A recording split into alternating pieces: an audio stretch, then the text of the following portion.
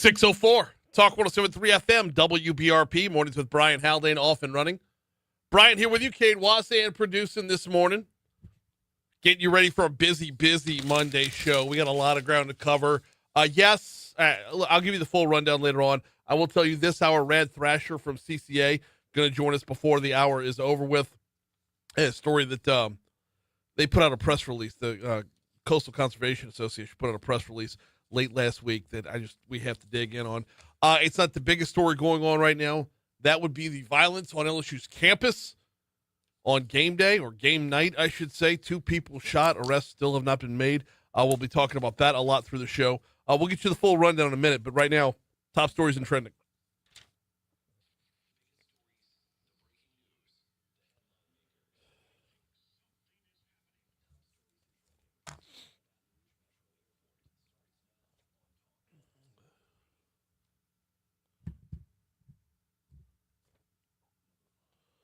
A 31-year-old was killed in an early morning car crash on I-12, according to the coroner's office. Blair McKinley was in a car crash near Airline Highway on 12 eastbound around 2 a.m. I'm sorry, this was back on Friday. The crash caused the entire interstate to be blocked between Essen and Airline for multiple hours. According to BRPD, the crash happened when McKinley lost control of her car, crashed into a concrete median wall, and was ejected from the vehicle. Veronica Vicky Jones will serve as the newest 19th JDC judge, according to unofficial results from the Secretary of State's office. Judge Wilson Fields left a vacancy when he went to work for the First Circuit Court of Appeal in February, prompting a special election with 4 candidates competing for the spot. Jones won the thing outright, 51%, will not need a runoff. Almost 2 months after the Smitty's Supply explosion and fire, an independent tester warned the community that toxic chemicals were still showing up downstream. Residents gathered at the First Baptist Church in Kentwood on Saturday for the 3rd community meeting with independent environmental tester Scott Smith. Smith presented samples from the Tangipahoa River back in September, where he believes the contamination continues to spread from the explosion. We've gotten firsthand accounts of this from Pat Mashburn, who lives downriver. Police are still investigating that Saturday night shooting that happened on LSU's campus during the homecoming game. Officials said the shooting happened along Highland Road near Dalrymple around 8:30 p.m. 2 people were taken to a hospital with non-life-threatening injuries. BRPD said the shooting had nothing to do with the game itself. New Orleans has a new mayor, also not needing a runoff. That would be one Helena Moreno. Got more than 50% of the vote in the primary election. Neither Royce Duplessis nor Oliver Thomas could mount a decent opposition. We'll say this, there was one Republican in the race. He got all of 2% of the vote.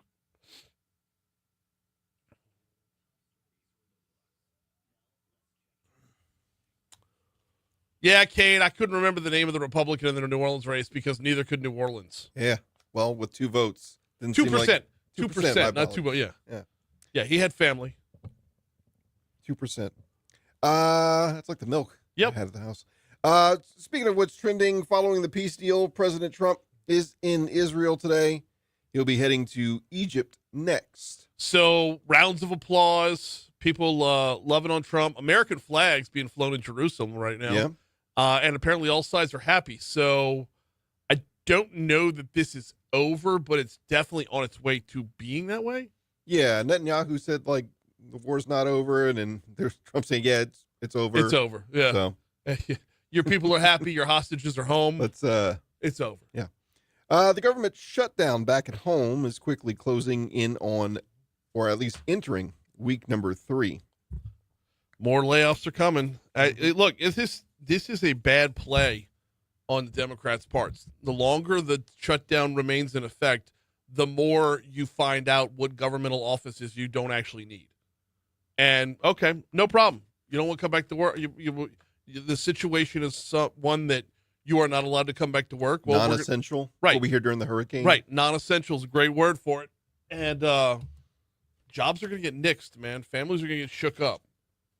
I feel like the Democrats in Congress are overplaying their hand. They're cutting off their nose to spite their face. It's like Doge 2.0? Basically, yes. But it's all because Chuck Schumer won't get people back to work. LSU's homecoming week is in the books. I didn't realize it was this weekend. This week, it's Southern's turn. It's Hunt said that during the pregame when voice guy when Chris says on the open it's homecoming week, and Hunt goes, "Really?" There was not a whole lot of homecoming festivities leading up to. Yeah. I mean, I guess if you're physically on campus, it was a big deal, but normally don't we hear more about, like, isn't there like a concert on the parade grounds during the week? I mean, there are other activities. No parade? Yeah. Was there a homecoming parade? I was gathering beads for Miss Judy for Southern because parade she knew last Southern's week. Was coming up. Yeah, and it's I don't know. It just felt like the whole thing was underplayed. Is college homecoming just not as big of a deal as it is in high school? I don't know. Is that because we're more in tune to high school here? I don't know. I remember going in college. It didn't. I mean, you were aware of it, and there were other activities around campus, but it didn't seem that same way. At LSU, like homecoming was all about the Greek life, right? Oh, if you were fraternity or sorority, like homecoming meant a lot of the representation of the court must come from that. Yeah, and then they did all the the big, what do they call the things they build out of the tissue paper and the chicken wire? Oh, you got me. Yeah, I don't know, but the sororities would do all that up and down sorority row, and like it just, I don't know. If you're just going to school just to go to school and like get on out and get to work, did it really mean a whole lot? Not at a commuter school. No. Was yours a commuter school? I mean, by midday Thursday, campus was pretty empty. All right. Harvard on the Bayou? Yeah.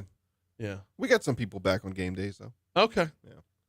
We're coming up on 611 at Talk 107.3 FM, WBRP. Need my live reads. Tell you what, let's take a quick break. Come back. We got sports up next. We'll talk Saints. We'll talk Southern. LSU gets its own segment on Mondays, so we'll dive in next.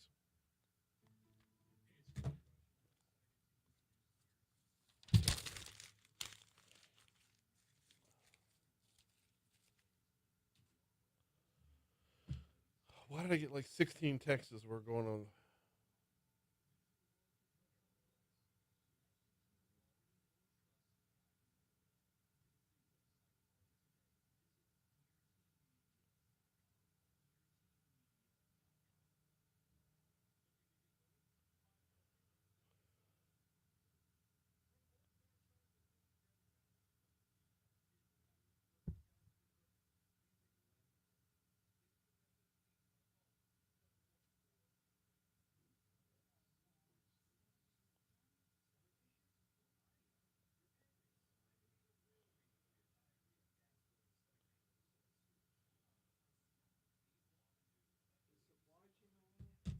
Yep.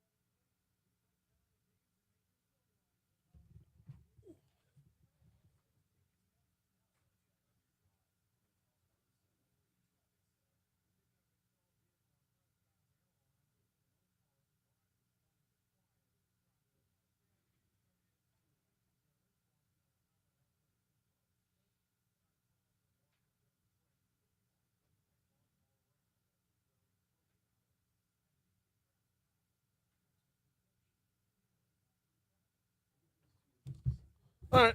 What's the first one? Okay. Woo! All right. Yeah, boss.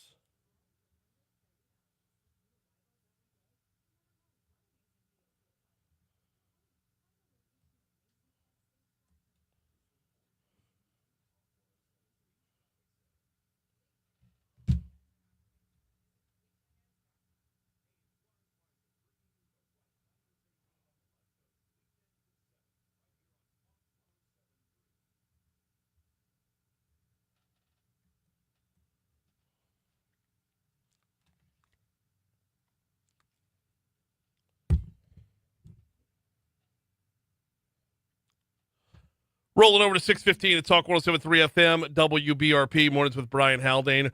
Rolling right along, starting you off at a brisk 58 degrees in downtown Baton Rouge. It is sports time. We will start off with the Saints. Kate, did you get the cut that I sent you? Okay.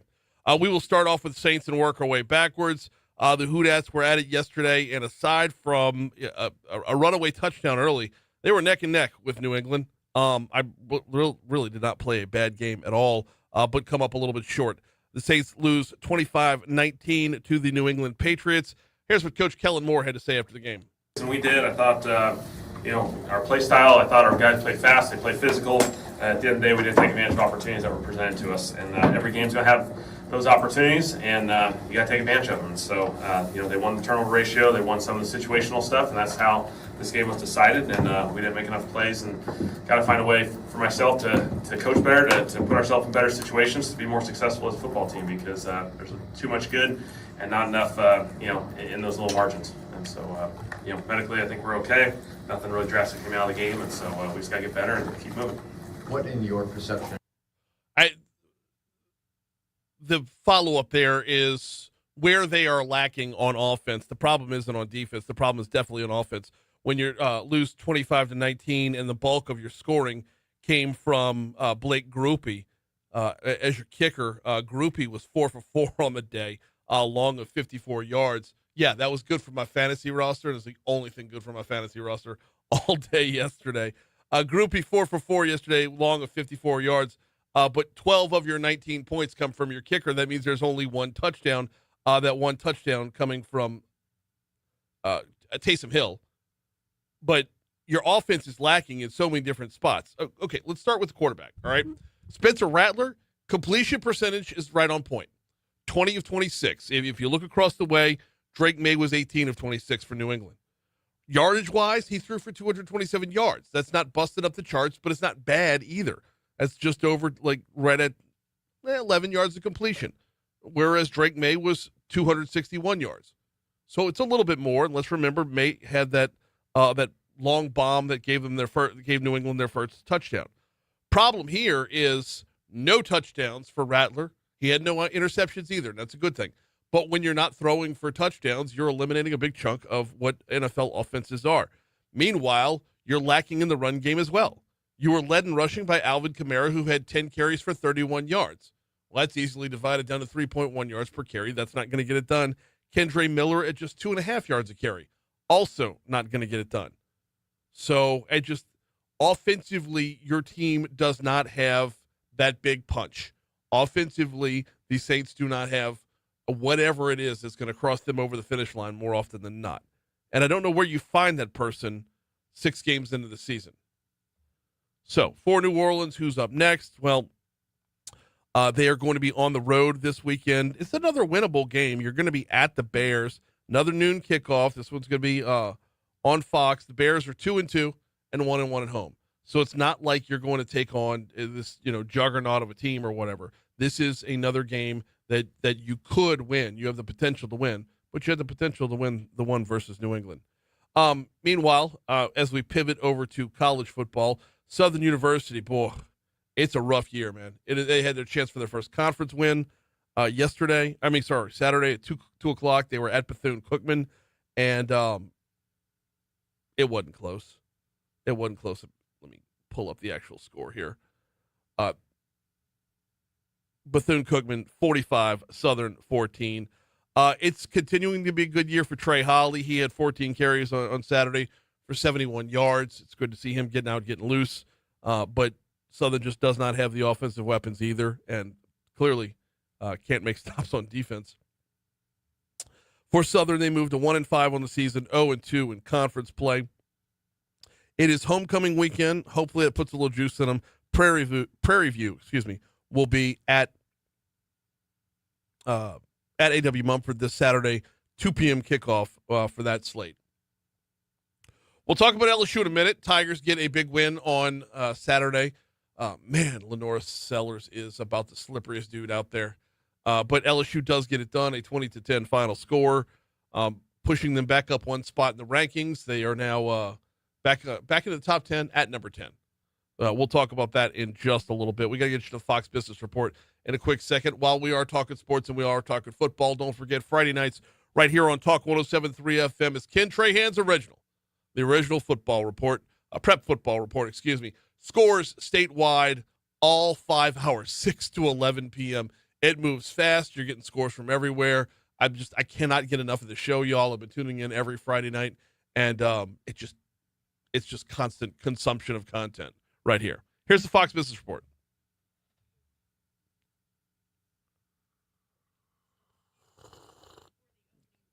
Good morning, Christy.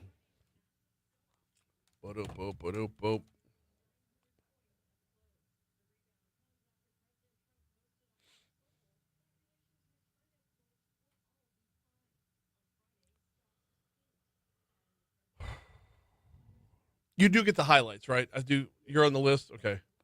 Just making sure.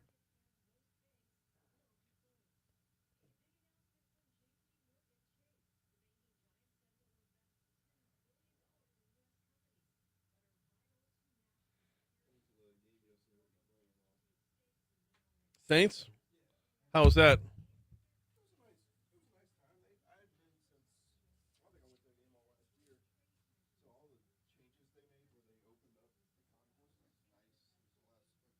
Oh, I haven't been down since the revamp either.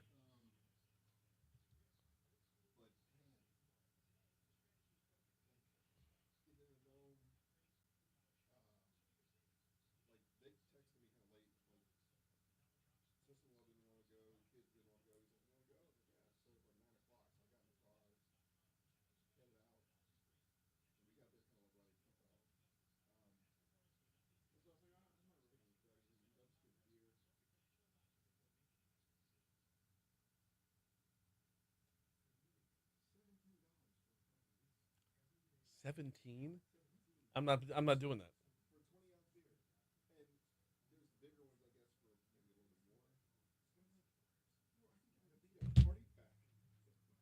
For 15.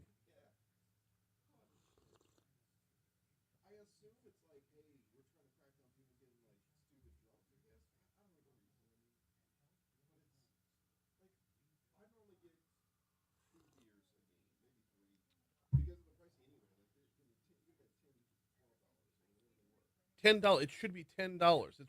It should be $8, but like at 10, I will consume at 10 and not overconsume at 10. They're gonna make a shit ton of money at 10. Like,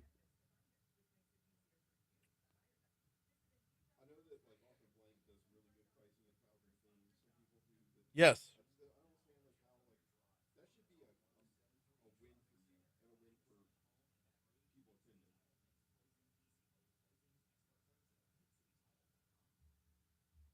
Oh, it's me.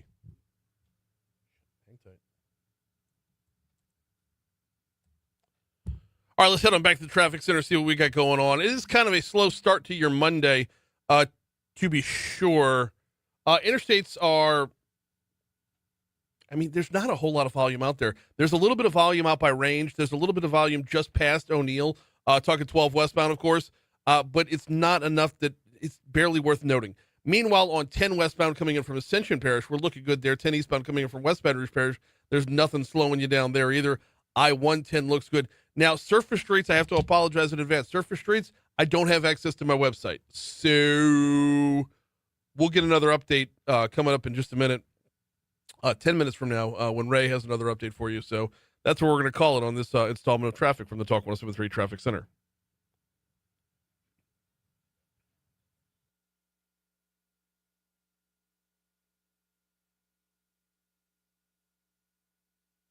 .624 Talk 107.3 FM, WBRP, mornings with Brian Haldane, rolling right along. Want to welcome a new sponsor to the show. That would be 180 Pros.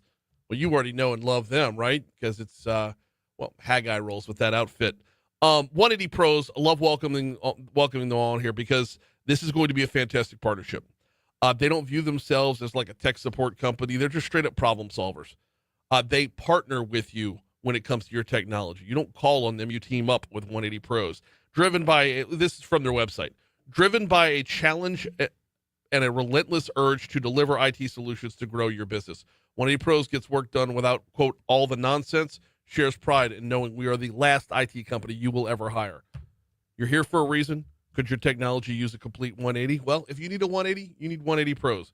Check them out online at 180pros.com, 180pros.com. If you want to call them, 330-2200. Of course, that's 225-330-2200 for 180 Pros. Back to sports, back this time to LSU. We like to run you down some highlights on a Monday morning, and that's exactly what we're going to do right now as the Tigers picked up a 20-10 win over South Carolina. Touchdown-wise, how about finally Trey'Dez Green really coming into his own in this game? 8 catches on the night, 119 yards. He was a question that South Carolina did not have an answer to. They'll bunch 4 receivers to the right, 1 lone receiver to the left, looking for Trey'Dez. There's the throw. There's the catch. Touchdown, Fighting Tigers. 6-yard score, Nussmeier. Throws it up in the left corner. Trey'Dez Green, 6'7", 240 pounds, goes up, brings it down over the top of 6'2", 200-pound Judge Collier, the cornerback assigned to try to keep Trey'Dez Green from getting that football, and the Tigers regain the lead 9-7 with a point after upcoming. All right, so Cade, I do the halftime report and whatnot. Yep. So I kind of had to. I hate to tell the same joke twice, but I kind of had to. Coming out of we do the scoring recap, and after playing that one back, it comes back to me, and I said, South Carolina, much like every parent of a teenager out there, had no answer for 6'7". Yeah, I'm confused on the 6'7". The 6'7" thing. Yeah. It has no meaning. Oh. It has just kids are saying it everywhere. 6'7", like wherever you're at, it's 6'7". Yeah. It doesn't matter what. Like if you're somebody's height. Well, it's Trey'Dez Green's height right there. You heard Right. Chris Blair on the call So from the LSU Sports Radio Okay, I Network. see the tie He in said there. 6'7" versus 6'2". So you're going to have that height mismatch. Well, every time a teenager hears 6'7", they're required to repeat it. I don't know why. I don't understand it. I'm only hoping that as adults, if we start to do it too, the kids will stop thinking it's cool and they'll move on. Oh, yeah, it has that's the where I'm reverse at. effect. Right. Yeah. Right. They had a whole story in Newsweek a couple weeks ago about 6'7". It's like, okay, this is definitely on the downturn now. But while I'm at it, I'll utilize the airwaves of the LSU Sports Radio Network to make my dad jokes. Back to the highlights? Sure, Yeah. Why not? One of the things that we've been looking for as LSU fans has been Garrett Nussmeier getting loose and running a little bit. He actually got loose for a 22-yard run in the third quarter. Durham again in the backfield, there to block. Pressure comes. Nussmeier again steps up. Now he's going to run. Middle of the field. Across the 20, the 25. Gets outside the numbers near side. Up to the 33-yard line. 21-yard gain for Garrett Nussmeier and a Louisiana Blue first down. It took Sean Murphy eventually to make the stop for South Carolina. If you were watching it, then you already know the last 4 yards of that run were the most quarterback thing ever. He basically stopped running forward and started running sideways just to kind of distance himself as defenders were closing in on him. Didn't just go down and slide. It was such a quarterback run at the end of that run. And I don't mean like a quarterback of today. I don't mean like a quarterback like a Spencer Rattler or Lamar Jackson. I mean like a quarterback of the mid-90s, right? It was so QB. Anyway, Nussmeier's 21-yard carry was part of his 30 yards on the ground overall. Caden Durham led the way for the Tigers. 15 carries, 70 yards. He had a long of 23, which is great. But what I was looking for from Durham was those 5-yard carries, and he had more of them than we've seen in the past. The Tigers ran the ball 28 times on the night, which is amazing, which is exactly where you want it to be. LSU had 168 yards on the ground, which is exactly where you want it to be. I mean, if you can get that kind of balance out there, and you don't have to have balance the same number of plays all the time, you have to have enough balance to keep defenses honest. And I know a lot of LSU fans after the game were like, teeting and moaning about only scoring 20 points on the night. Well, that's going to grow. That's going to come. Everything is a work in progress all season long. And what you're looking for every single week is a win and growth. A win and growth. What did you get Saturday? You got a win, and you got a run game. You got a little bit of growth. Now you take that on the road to Vanderbilt. Meanwhile, talk about Lenora Sellers being completely slippery. LSU did get home a couple of times on defense. It was borderline funny to see the number of times that Jack Pyburn or Whit Weeks or Harold Perkins, the big dudes, the dudes you expected from, come up short in having Sellers slip away. And then DJ Pickett was one of the guys to get home. 2nd down and 8. They give him just 2 yards on the pickup. Empty backfield, backside pressure. Sellers gonna go down inside the 10. Tigers get home again. This time DJ Pickett coming out of the backfield. Got a little help from Whit Weeks, and Sellers dropped at the 10-yard line. I mean, you get the 195-pound defensive back, bring Sellers down. That just shouldn't happen that way. LSU will be an 11 a.m. kickoff at Vanderbilt this weekend. Here's news.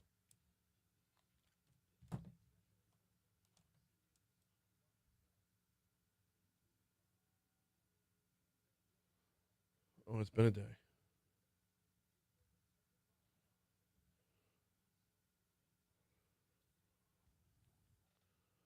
All right. What any pros is in the books?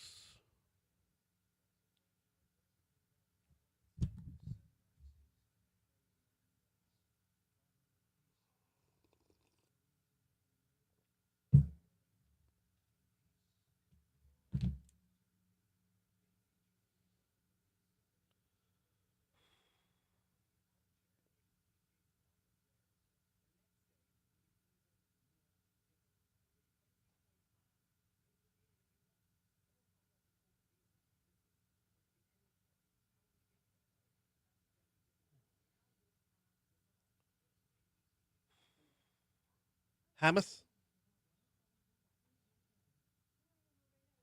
Orlando Moreno.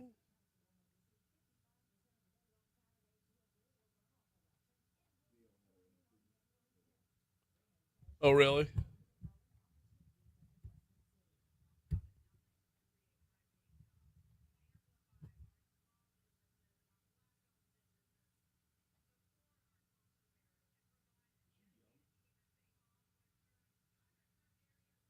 She looks young. She's tiny.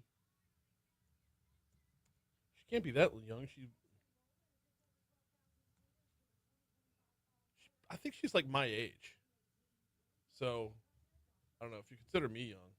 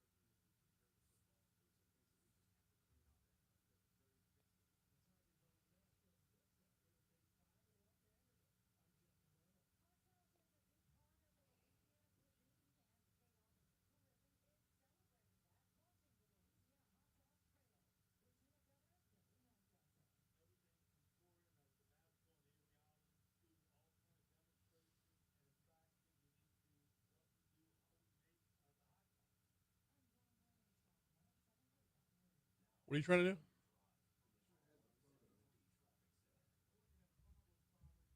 Oh.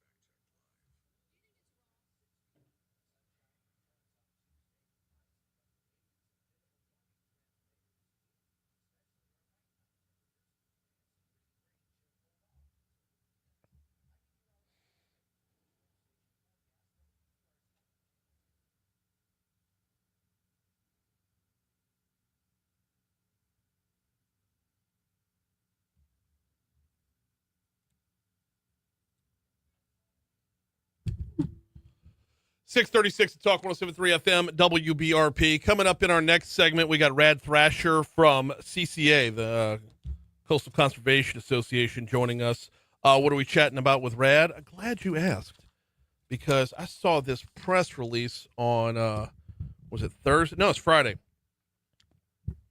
150 million fish. That's how many fish are being killed as bycatch every single year in Louisiana waters by the industrial Menhaden fishery. He says we're not talking about any fish. We're talking about tarpon, redfish, speckled trout, flounder, the backbone of Louisiana's recreational fishing. Why is this happening? How could it be stopped? Well, we'll talk with Rad coming up in our next segment. Before we dive into our next story here, got to remind you about the folks over at Breck. Oh, doing so many things at Breck right now. And this is another great partnership that I absolutely love. When you look at the number of facilities around town that Breck has, it's fantastic, because they're tasked with being all things to all people, recreationally speaking, of course. Was out at Highland Road Park on Saturday because it is cross-country season. Love the cross-country track, I guess you could call it, the route, the path, whatever you want to call it, out there at Highland Road Park. Got the kids go out there, and they'll go out there for practice. They'll go out there on Saturday morning for the meets. You see all these people congregate together for cross-country meets. And then as you're walking around the park, you see that's not the only thing going on. I mean, sure, you've got fewer people on the walking path on a Saturday morning of a meet, because there's just so many school buses from so many schools and everybody out there for the meet. But if you go to the other side of the park, they got rugby going on. I'm out there on Saturday morning. It's nice and crisp in the air. You know how it felt when you were tailgating on Saturday, right? The morning started off with rugby going on. Meanwhile, once cross country's over with, the Frisbee golfers come in. I mean, it's such a great example of just one of the many facilities that Breck Parks have to just for us to enjoy as Baton Rougeans. And by the way, with the rapid response ticket system, they're helping solve problems as you see them. We get to be the eyes and ears for Breck via the rapid response ticket system that is up and running right now. Saturday was election day. And the numbers show not many of us went to the polls on Saturday, except in New Orleans, where turnout was close to 40%. That's because they had a mayoral race on the ballot. Here we had a couple judges' races, right? You had 19th JDC, you had City Court, you had, downtown, the Downtown Development District, their millage was on the ballot, won with 78% of the vote. You're not going to see a whole lot of turnout for those type of elections, right? Well, in New Orleans, and you heard this from our news partners at Louisiana Radio Network just a moment ago, New Orleans has a new mayor. City Councilwoman Helena Moreno received 55% of the vote on Saturday, will not have to have a runoff election, will be sworn in as the new mayor on January 10th. Moreno says, let's cut 4K. Moreno says she's looking forward to growing opportunities in the city. I'll stop at nothing to create high-paying jobs, amplify our small businesses and our Black-owned businesses, support our culture bearers, and provide a dedicated team at City Hall to ensure underserved areas like New Orleans East finally get the attention it deserves. New Orleans East, home on not one good restaurant out that way. Boy, that's a Why? Your opening remarks, Mayor-elect Moreno, why? New Orleans East, if anything's going to be underwater at any time, it's going to be the East. Bro. So Moreno's 48 years old. She was born in Mexico, grew up in Texas, went to SMU, came to New Orleans as a TV journalist back in 2001. She won an Emmy for her coverage of Hurricane Katrina. In 2008, she ran for Congress. She lost. She was then elected as a state representative in 2010. By the way, shout out to our news partners at Louisiana Radio Network. That's where I'm grabbing her full bio. And then in 2018, she moved from state rep to city council. Mayor-elect Moreno says she plans to focus on the city's services in her first 100 days in office. My administration will work with urgency, coordination, and collaboration to deliver for the people of New Orleans, to deliver Super Bowl services for the people of New Orleans year-round, that's right, because it shouldn't take guests coming in town for the city to finally get itself together. But guests coming to town is what you're built on. It's like the tagline is born to host. There will always be guests coming to town. There is no time of year, and this is a shout out to our good friends at New Orleans and Company. There is not a time of year where you don't have guests coming to town. Moreno beat Royce Duplessis and Oliver Thomas. Neither one of them really gained any traction along the way. We talk with Jeff Carrera about this. We've talked about it every Tuesday for a couple months now. We'll talk with Jeff again tomorrow to get the kind of the button on this race. But neither Royce Duplessis nor Oliver Thomas could really gain any traction along the way. And at the end of the day, it didn't matter who was going to be elected mayor because this was all about replacing LaToya Cantrell. Closing that chapter of the book on New Orleans and opening up a new one was the most important part of this whole election. And as a Louisianan, we do understand that New Orleans plays a big role in the state's economics. And as a Louisianan, we do understand that getting that criminal out of there in LaToya Cantrell, charged, not convicted, but moving on to the next mayor was job number one. Now, job number one for Moreno has got to be public safety. Yes, you're going to work on economic development, but you're going to get nowhere with economic development if the people aren't safe, or at least don't feel safe. Yes, you need to improve city services, but public safety's got to be job one.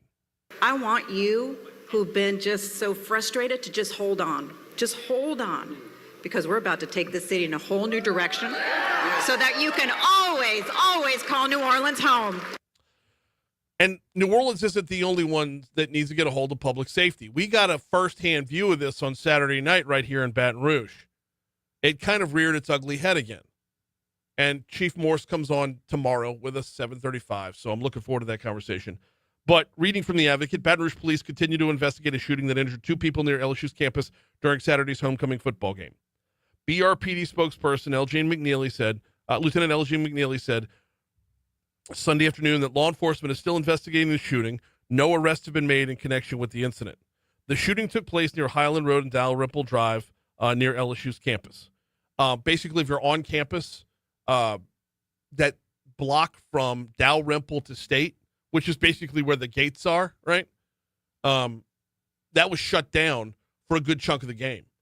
Working inside the stadium, the campus alert system went off no fewer than 2 times. It might have gone off a third time. I'm trying to remember right now. But the campus alert system, where basically it takes over every computer in the network until you acknowledge of the whereabouts of potential danger, took over twice during the game in stadium. And this wasn't just an isolated shooting. This was, if I'm going to make a comparison, basically the same level of chaos and mayhem that we saw on College Drive near I-10 or after the Garth Brooks concert a couple years ago. This was not a replication, but similar to that, very similar to that in size and scope. Highland Road was completely overtaken. It was a mob. There's video all over social media. And there's this overwhelming, or this resounding sentiment within the video of, hey, it's just people having a good time until a couple bad eggs spoil it for the whole bunch. No. I don't mean to be the old curmudgeon here, but if that's your definition of a good time, you need to redefine good time. Taking over city blocks for what amounts to just this side of a riot. I mean, mob, mayhem, I'll use those words. I don't think I'll full on use the word riot. I've seen that word describing it in a couple of places. But when you look at incidents like that, and then you backtrack them out to how often does the street racing rear its ugly head? You know, when you've got the Fast and the Furious taking over roads in Baton Rouge. When, if ever, do incidents like that end in anything but bad? And I think we would all agree that 2 people being shot on or near campus is a bad thing. And I'm going to tell you this. This is not a very bold prediction here. When you take a look at the possibility of the National Guard coming to town, and you hear from Mayor Edwards, who says we don't know what it'll look like yet, and you hear from Chief Morse, who says we're curious to see what it's going to look like in the future, you have an incident like this. If you were against the National Guard coming to town, an incident like this, you can guarantee that's where they're going to show up. You can guarantee that the next time LSU's out there, if the opportunity for the National Guard or expanded state police like Troop NOLA, Baton Rouge style, if you have the opportunity to put more law enforcement on campus on game day, to crack on or near campus on game day, to crack down on garbage like this, to crack down on criminality like this, you know that's going to happen. And I have a feeling on LSU's campus, it'll be welcome. All right, quick break. We got Rad Thrasher coming up next. We're going to talk about a pretty big danger to our fishing industry here in Louisiana. You got his number? Cool.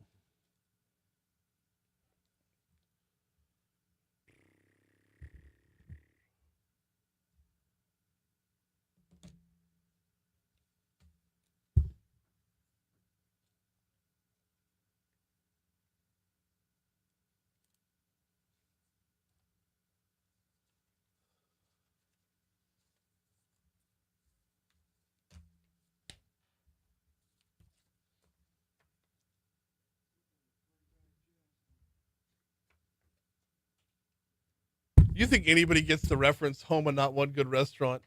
I doubt it. I doubt it.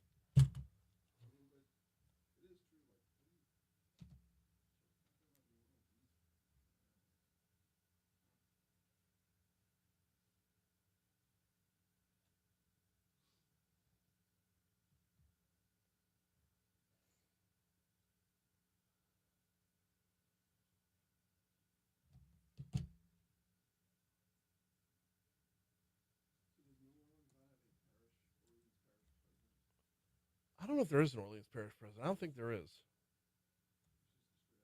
They have a sheriff.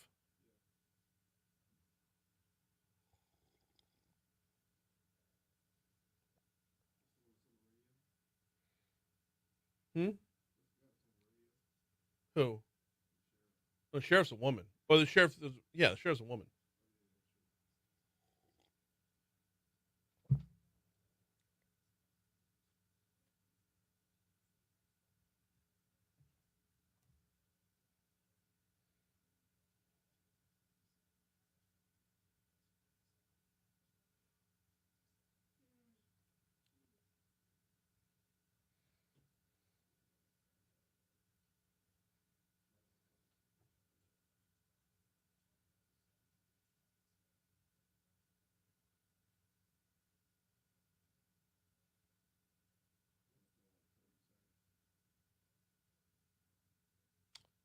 Yeah. Yeah.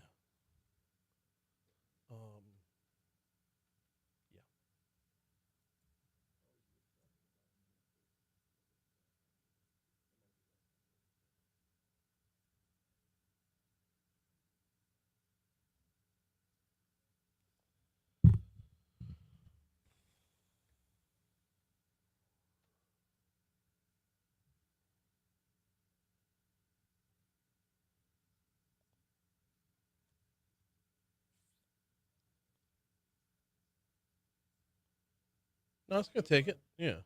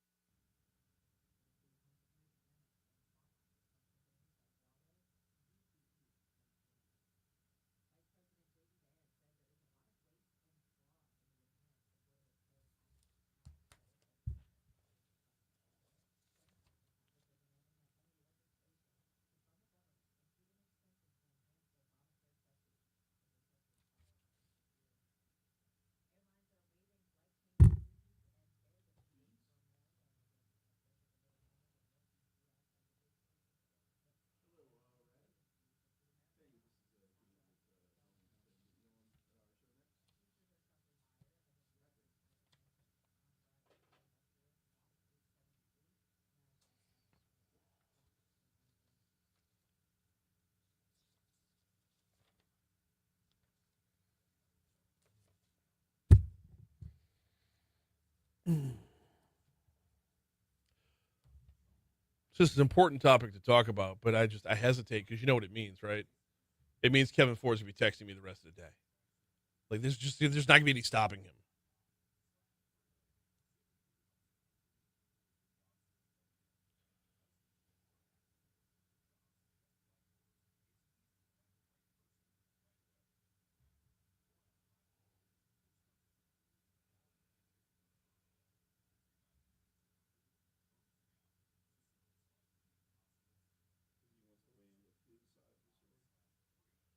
Yes. Well, no. The truth.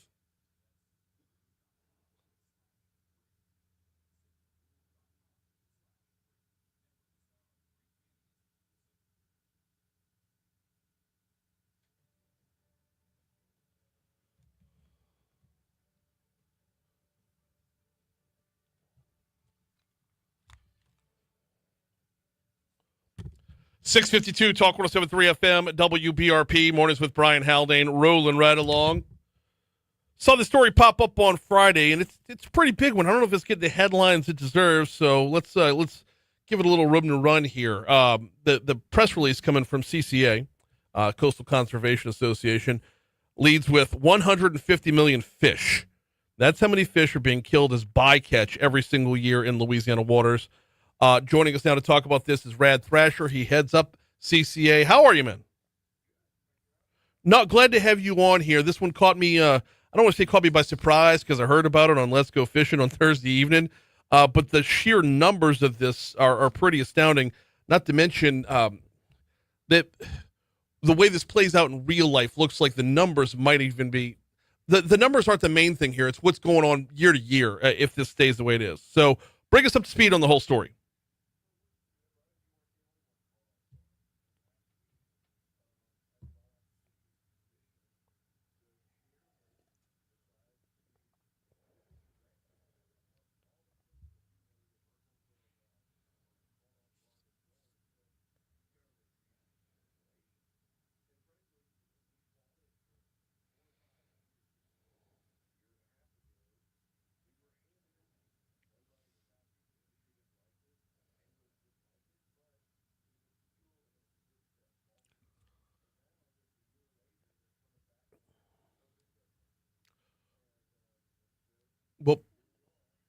Well, okay. So I guess we need to rewind even further. Walk us through what the deal was about and how fish are being killed.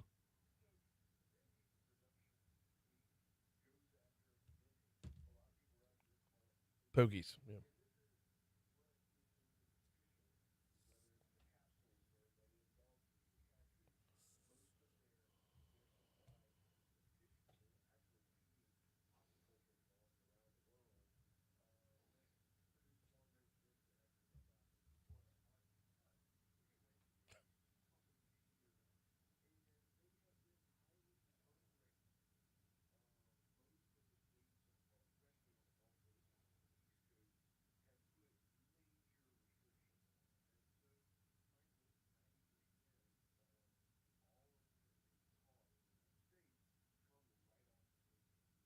Mm-hmm.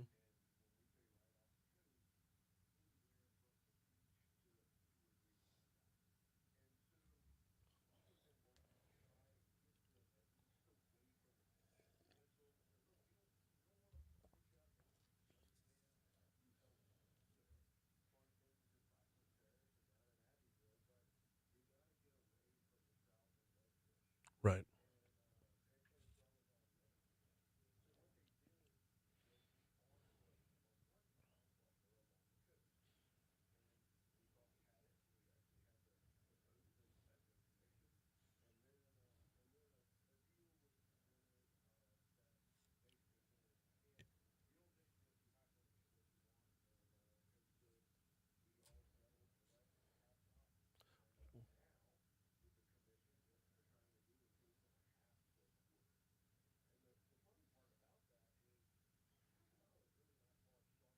Right.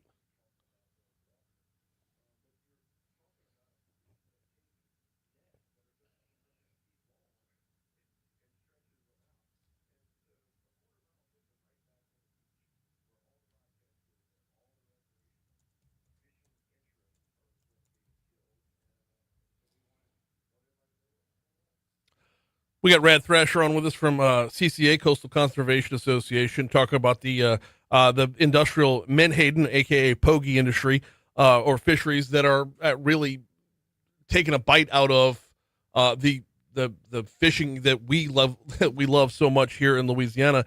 What is needed to increase your voice? What is needed to push back on this front?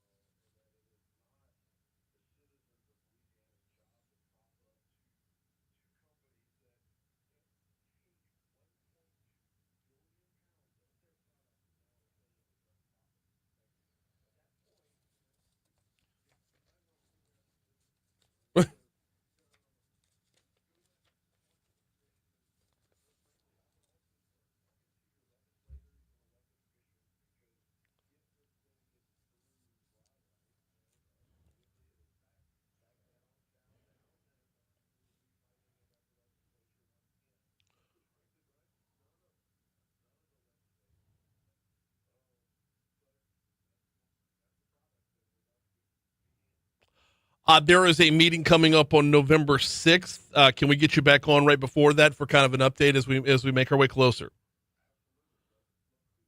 I just one more quick one here. We got Rad Thrasher from CCA on with us. One more quick one here, Rad, and that is with this this industrial fishery that's out there. Is there room for our Louisiana anglers? I mean, is it it feels like there'd be a big traffic jam.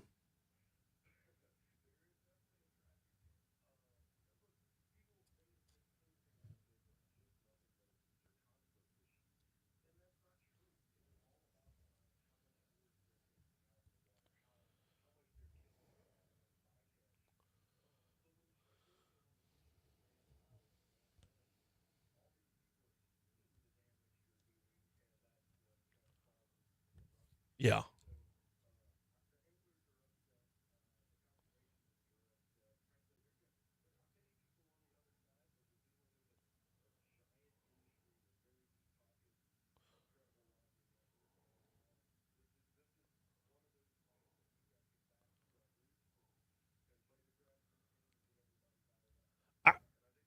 Yeah, I tend to agree. You mentioned 1,300-foot net in there. That's a quarter of a mile in and of itself. Okay, just making sure I had my math right on a Monday morning.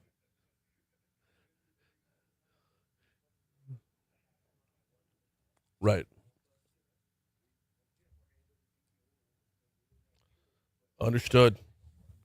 Understood. We'll get you back on right before that upcoming meeting on November 6th. He's Rad Thrasher. Appreciate a couple minutes this morning.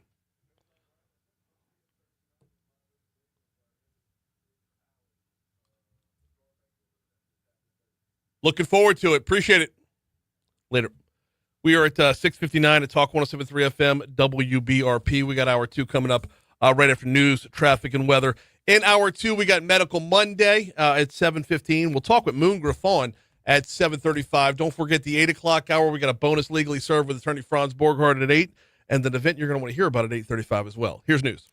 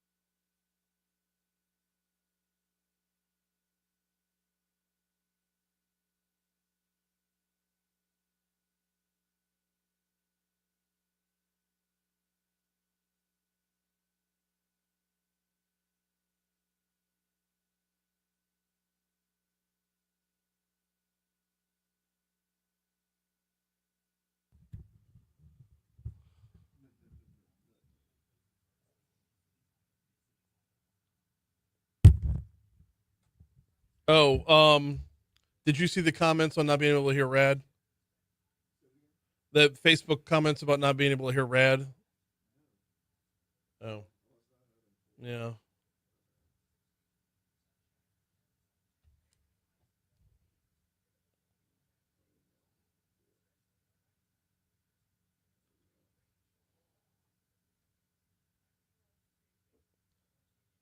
Byron says there's a Deanie's in New Orleans East.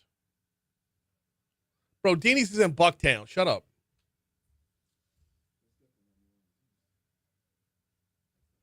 But there's also a Deanie's in the Quarter. So, yeah.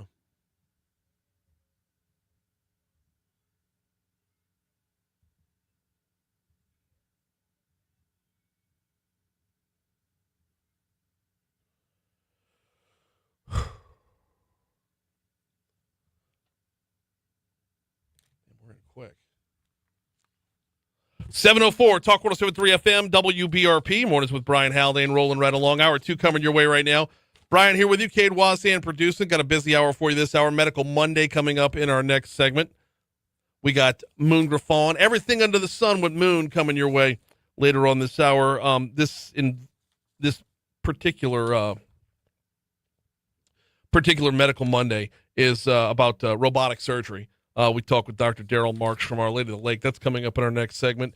Don't forget hour 3. We got a bonus legally served. Attorney Franz Borghardt going to be in the house. But before we do any of that, we got top stories and trending.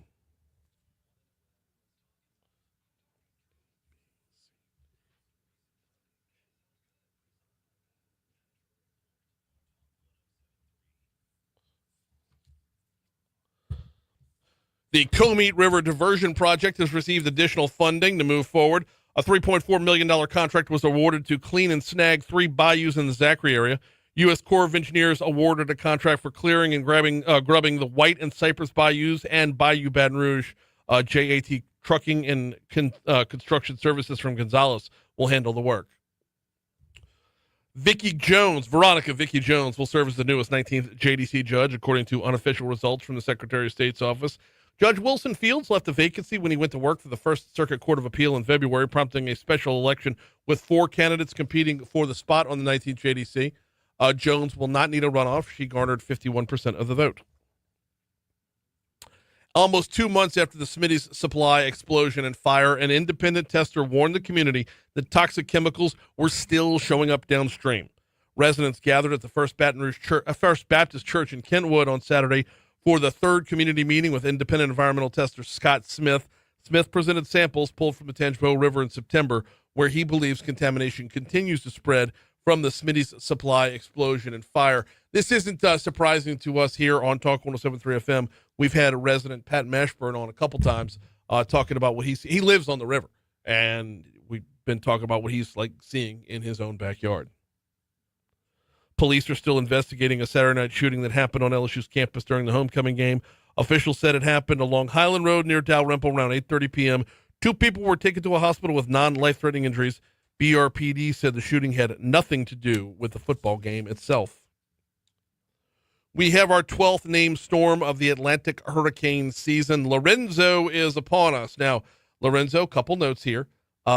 Tropical storm status right now, as it has maximum sustained winds of 45 miles per hour.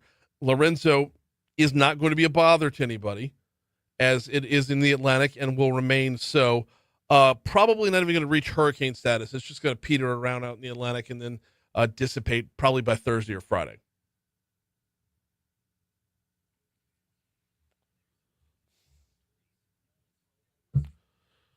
What you got, CV? All right. So following the peace deal, President Donald J. Trump is in Israel today. He'll be heading to Egypt next. He will not make a stop in New Orleans East. Well, Helena Moreno dropping New Orleans East into the acceptance speech, thanking both of the voters out there. Mm-hmm. That's thanking Jazzland. Thank Corey Johnson. Yeah. The government shutdown is quickly closing in on entering week number 3. That's the magical number, right? That's when it 3 wraps is the up. magic number. That's right. Well, so the last time there was a shutdown, it lasted over a month. The question then becomes, though, does the shutdown become a de facto Doge 2.0? If you wanted to show what government jobs are needed, which ones are not, sending everybody who's non-essential home, well, after a couple weeks, you'll look up and say, did we really even miss this entire department? If we didn't, we can get rid of it, right? Mm-hmm. There will be more layoffs. We're looking at 4,000 plus layoffs already. Is it kind of like when you have a storage unit and you go back and you go, I didn't think I needed this shirt because it's been in the storage unit for the last year, so maybe I should donate it to Goodwill. That's exactly what that is. That's exactly the comp here is pack it all away. If you don't need it, get rid of it. Yeah. And the answer to it is open the government back up again. I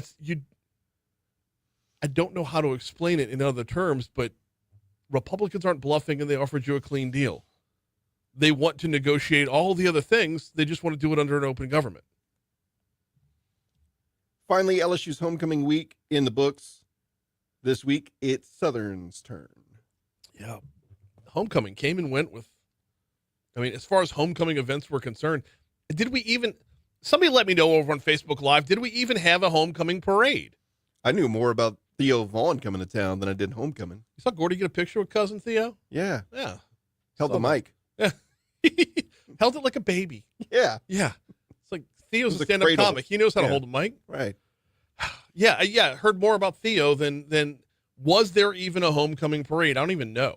Like normally homecoming parade rolls through campus in midday, right? You're going to have a 6:55 kickoff. Like on Saturday? Yes. Okay. You get the fire truck with the cheerleaders on it, all the fraternities get a trailer out there and they jump up and down and they're just, drunk on wheels. And that's what they call a homecoming parade. Do they have like a grand marshal? Yeah, Mike. Mike's usually grand marshal. Fair enough. Not, the costumed Mike, not the Mike. But yeah, Dixon's on the mic. He could have been there. Was Dixon in the homecoming parade? Probably should have been. Yeah, new voice. They should have had a parade. I don't even know if they did. That's how low key homecoming was, until you had a riot in the streets. Yeah, like literal mayhem. 710 Talk 107.3 FM WBRP. Due up for a break in just a minute. Do need to remind you about an event coming up October 28th. It's called Supply Chain BR or Supply Chain Baton Rouge. Love talking about this event every single year. If you are a business owner or if in your business you work in logistics, you need to hear about this. Baton Rouge keeps America moving. And Supply Chain Baton Rouge is all the information you need to stay on the forefront with that movement. It's coming up on October 28th, 8 a.m. to 3 p.m. at the Crown Plaza. If you want tickets, look up Supply Chain Baton Rouge on Eventbrite. Breakfast and lunch are both provided. There's also going to be an after party at Tio Jave's. And look, local businesses, local experts in supply chain management and logistics are in for the 5th Supply Chain Baton Rouge. There's going to be a lot of networking, a lot of insight, a lot of education that goes on. If you've been in the past, you already know. If you haven't, ask around. Somebody who has logistics in their title. Supply Chain Baton Rouge at Eventbrite is where you get your tickets. It's coming up October 28th at Crown Plaza. Quick break. Medical Mondays next.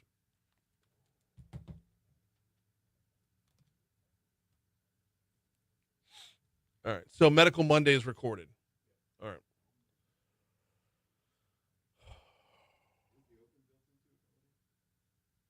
Yes.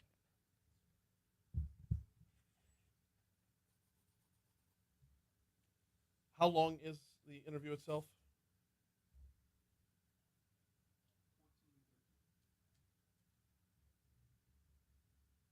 Okay. So I can do the math and find out if I have room for a live read on the back end.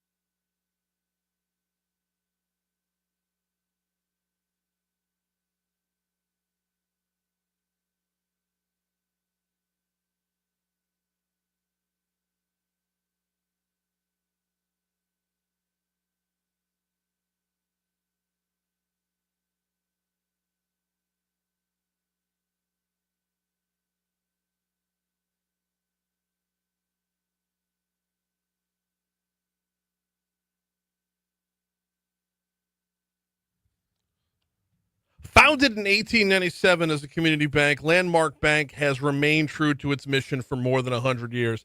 Here in 2025, they remain a community bank. If you're in Zachary, Denham, if you're over in Brewley, in fact, if you go to landmarkbankla.com, under the About Us tab, hit that little drop down right there to see if you have a Landmark Bank in your community. Why is a community bank important? Because you don't just get a bank, you get a banker. Why is a community bank important? Because they are a part of your community, which means you matter. You're not just a number. You're not just an account number. You're not just a line item on a spreadsheet. You get a banker that can help you achieve your wants, needs, dreams, and desires. Whether you talk about personally with buying a home, borrowing money, planning for retirement, or whether you're talking about professionally, where if you had a local bank, a community bank during COVID, you know how they make a difference. They're here for you. Have been since 1897. Check them out online at landmarkbankla.com. It's time for your weekly checkup. This is Medical Monday, presented by Our Lady of the Lake Health. Yes, it is time for Medical Monday. Today we're talking about robotic-assisted surgery, transforming the way physicians perform complex procedures, offering patients smaller incisions, faster recovery. The list goes on and on. Today we're talking with Dr. Daryl Marks, one of the nation's leading robotic surgeons, who, by the way, recently completed his 5,000th robotic-assisted surgery over at Our Lady of the Lake. Dr. Marks, good morning. How are you? Good morning. I'm doing great. Thanks for having me. No, glad to have you on here. Really glad to be talking about this because it feels like every so often, I have these conversations every Monday. It's probably 2-3 times a year where Our Lady of the Lake is just opening up new chapters in how advanced robotic surgery is going. So let's talk about this. The 5,000 in the books. What does that mean for you? Well, it means a ton.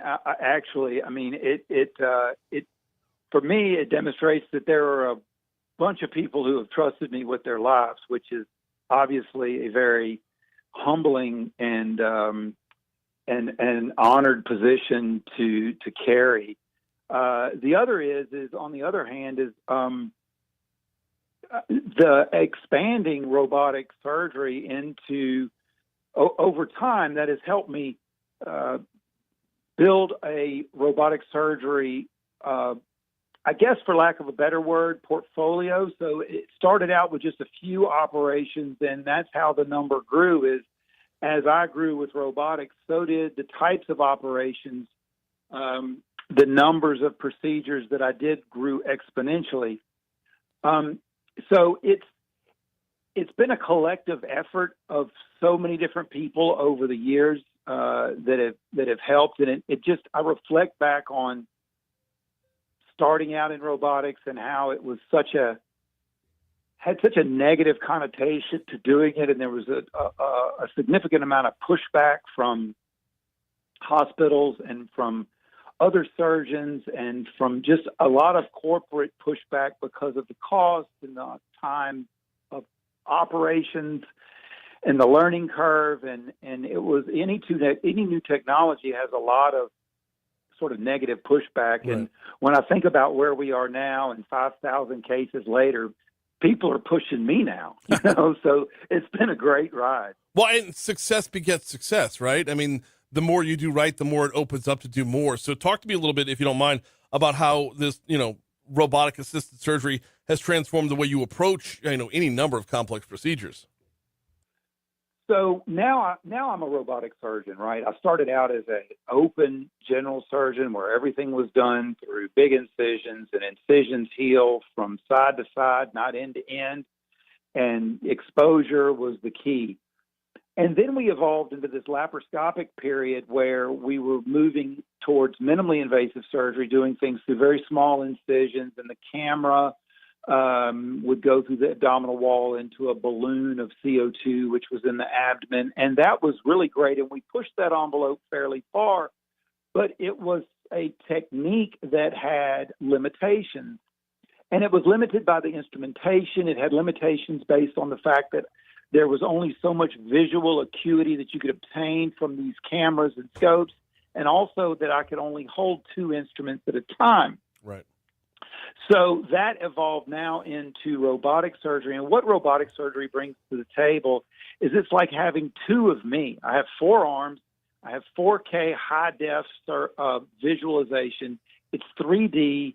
I'm sitting down. I don't have the interaction with other personnel at the bedside, because there's only so much real estate at the bedside, so that limits your access.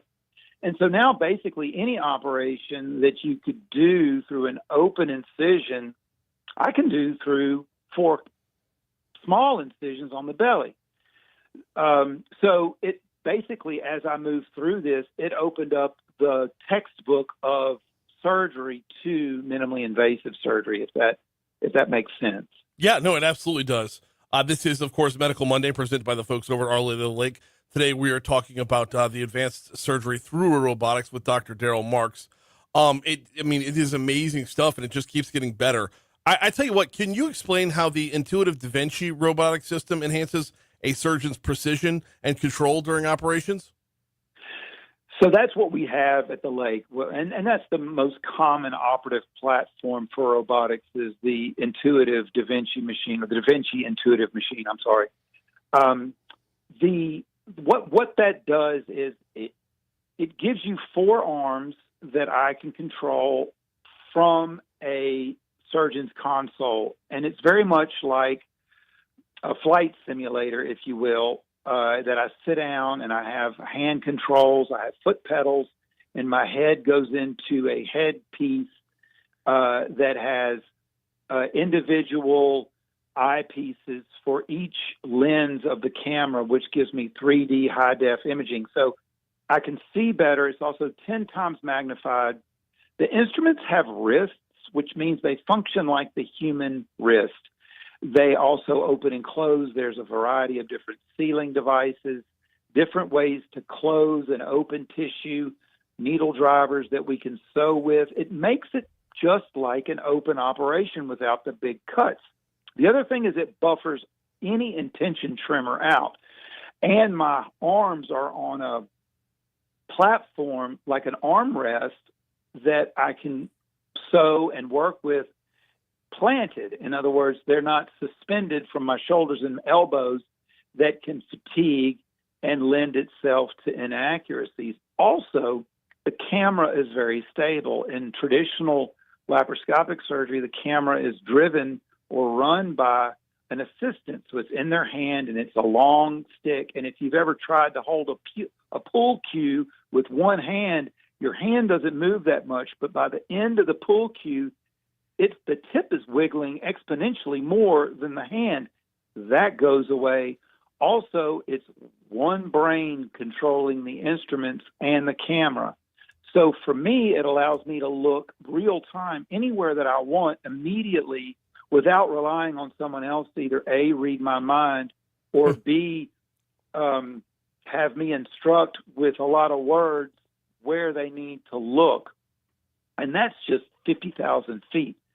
The other things is we've got injectable materials that we can give intravenously during the case that will glow to let us know whether or not the tissue that we're working with is well perfused.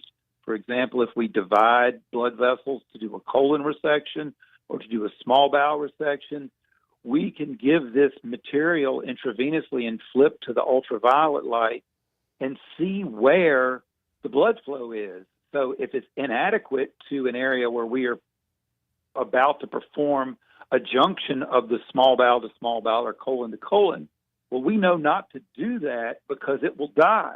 And it can look pink under normal light. It can take sometimes several days for that to water shed out, if you will. So that gives us immediate information to help prevent potential leaks happening from down the road, which can prevent people from needing a colostomy because of a complication. We can also give it ahead of time, and it will illuminate the structures of the drainage tubes around the gallbladder and liver so that we can tell what we're dividing that can be misinterpreted to the naked eye. In other words, not everybody is built the same. I mean, the blood vessels are basically in the same spot. The drainage tubes of the gallbladder are basically in the same spot, but sometimes they're 2, sometimes they're 3 vessels, sometimes they're 2 ducts, sometimes they're not in the right spot. And it takes some of the guesswork out of determining whether there's an anatomic variant or whether it's what we're really seeing real time. And that decreases the stress level dramatically. Now you add on DV5, which we are able to bring in imaging into my surgeon's heads-up display so we can look at what we're operating on from a CT scan, real time. You can also communicate with other surgeons, if you wish, and get intraoperative consultations, which is unheard of, especially if you're in an OR by yourself at night. You're on your own. I mean, that's the way the world has been forever. So now there's ability to obtain objective consultation from other surgeons real time. Also, you can schedule consultations with other surgeons. For example, experts like myself, I can be in somebody else's operating room to help them verbally and see the operation from my computer and help them out real time. So it's expanding our ability to educate exponentially. And that's just getting started. I mean, we're just getting out of the gate. Really, you don't have enough time for me to go through all of the nuanced particulars of DV5. It's 10,000 times the computing power of our current machines. So it's like having the computing power of every XI in the country in your operating room. Well, okay, and we're talking with Dr. Darryl Marks from Our Lady of the Lake about robotic surgery. And no, we don't have enough time today, but I've got an unbelievable number of Mondays. So as often as you want to come on, this stuff is fascinating. Although with everything you're explaining, though, at the root of this, when you hear robotic surgery, there might be a misconception that the robot's in charge. As much processing power as there is behind this, this is still an operation run by you. Absolutely. The robot is a tool. It is not a standalone instrument. It's a little bit misleading to call it a robot because it is not autonomous. Mm-hmm. It is absolutely something that I drive real time. And there's no autopilot. There is no push this button for this task. It doesn't do anything any more than a backhoe digs a hole by itself. Yes, it's a tool to help you dig, but it's not going to dig it by itself. I used to use cars as an analogy that they won't drive you to the store, but I can't do that anymore. No, they're working on it. So that's gone. Now, do I see in the future, will there be autonomous functions of the robot? Probably. Probably.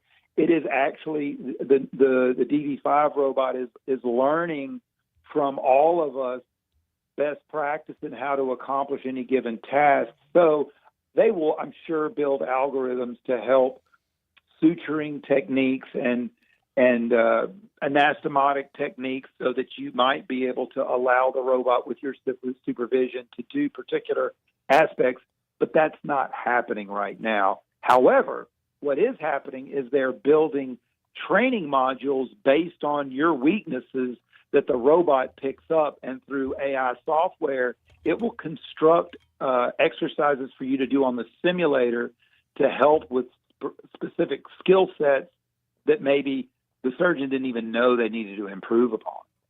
Oh, that's unbelievable. And in fact, it walks me right up to the last question I've got for you. And thank you so much for your time today, Dr. Marks. Is that predict the future for me? What advancements or innovations in robotic surgery are you looking forward to in the next few years? Well, we're looking forward to more labeled chemicals, if you will, that we can give intravenously that will determine oxygenation of the tissue, that will let us, that could potentially bind to cancer cells so that we can see real time whether we, quote, got it all.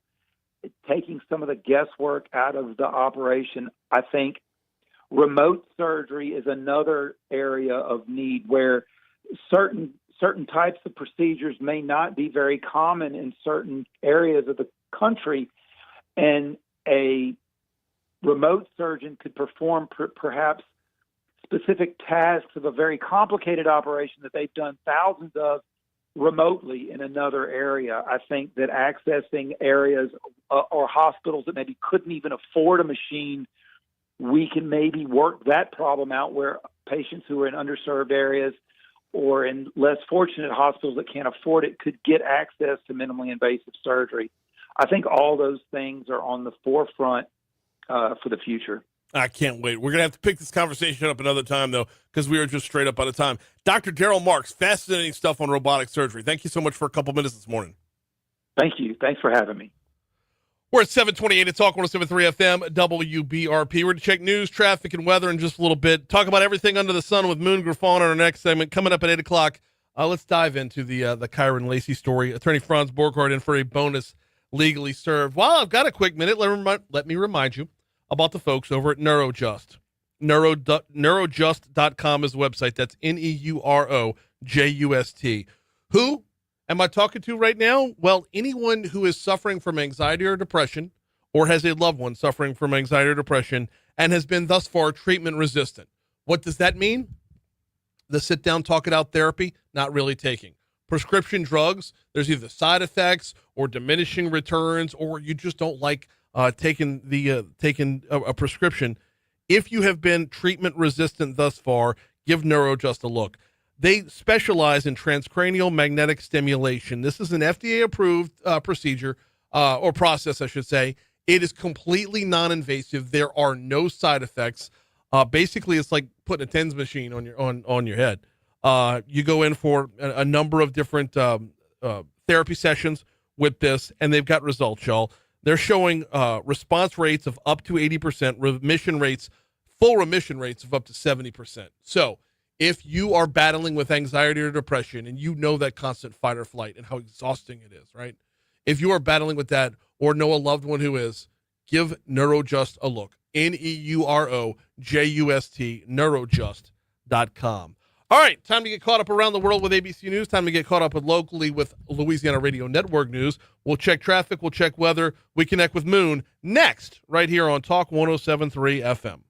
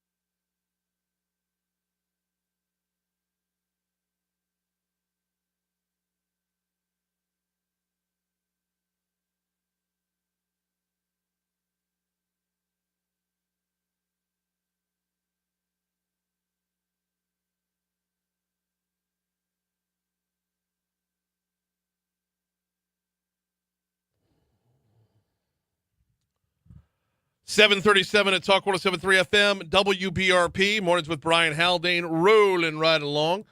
Every weekday, 9 to 11, right here on Talk 107.3 FM, and quite honestly, statewide. You get the Moon Griffon show. Normally, he joins us in the 8 o'clock hour. We bumped up a little bit this week to make sure we had room for a bonus legally served. So here on here right now, we got Moon. How are you, brother? Hey, Brian, doing great, bro. LSU, another big win. I think the next 3 games is going to tell us all we need to know about LSU. I think it's the heart of the schedule, and that's and don't get me wrong. Kelly says this, and I agree with him. If you win in any game in SEC, it's a good win because you get beat any given Saturday. Oh yeah, and we've seen that a couple times already this season. And we've seen teams that have no business being on the field with somebody else running them all the way up until the end. And I know a lot of Tiger fans are disappointed because LSU only scored 20, but we got to remember there was a fumble and an interception both inside the red zone, so that 20 could have been in the mid-30s, no problem. Yeah, Brian, the only thing I'll say about that, and I watched, I'm like you, I did a chance on the weekend. I like to watch college football. I watched a lot of it this weekend. I tell people all the time about turnovers. If it didn't play part of every game, then what we ought to do is just when somebody turns it over, we ought to just say, okay, let's do that over. Here's the football again. Y'all do that again because we know y'all didn't try to fumble through an interception. Nobody tried to turn the ball over. Very unfortunate, but it is part of the game, and you have to prevent that from happening to your team and cause the other team to do that. So it's just part of it. I just look at the whole game, 60 minutes, and we can always go to this play and that play. 60-minute ball game, that's a good time to find out where you are. I think LSU's fine. They clean some of that stuff up, they'll be fine. But the test is the next 3 games because if you look at the early schedule, they played who was in front of them. They pretty much took care of business except Ole Miss. Correct. Yeah, and the next – and the thing is you're going to get tests sequentially, right? Heading on the road to Vanderbilt. Vanderbilt's a tougher team. Diego Pavia is an amazing quarterback. So you're going to get a road test in a space that's, while not the toughest road environment, it's also not Tiger Stadium. So it does still qualify as a road game. And then you're going to come home to take on what is a top 5 Texas A&M club. After that, I mean, you say the next 3 games, I would narrow it down to 2, Moon. If you get through those next 2 unscathed, you've got the buffer room to lose one and still make the playoff. No, I said if they can win 2 out the next 3. 2, yeah, okay. I still think they're sitting pretty. Right. But, you got to wait week by week. You got to see who shows up. You hope the other team makes the mistakes and you don't. But that was it. They went 2 out of the next 3. I think they're in great shape. We got Moon Griffon on with us. I've got 3 different topics I want to cover this morning, Moon. All right. The first of which is let's check in down in New Orleans. Can we all agree that Helena Moreno isn't going to solve all the problems, but she is 1,000 times better than LaToya Cantrell? Yeah, if you're gonna do comparison, bring me Moreno. Right. And I think that's a great way to put it, Brian, because let's do the comparison of Moreno to LaToya, then we're okay.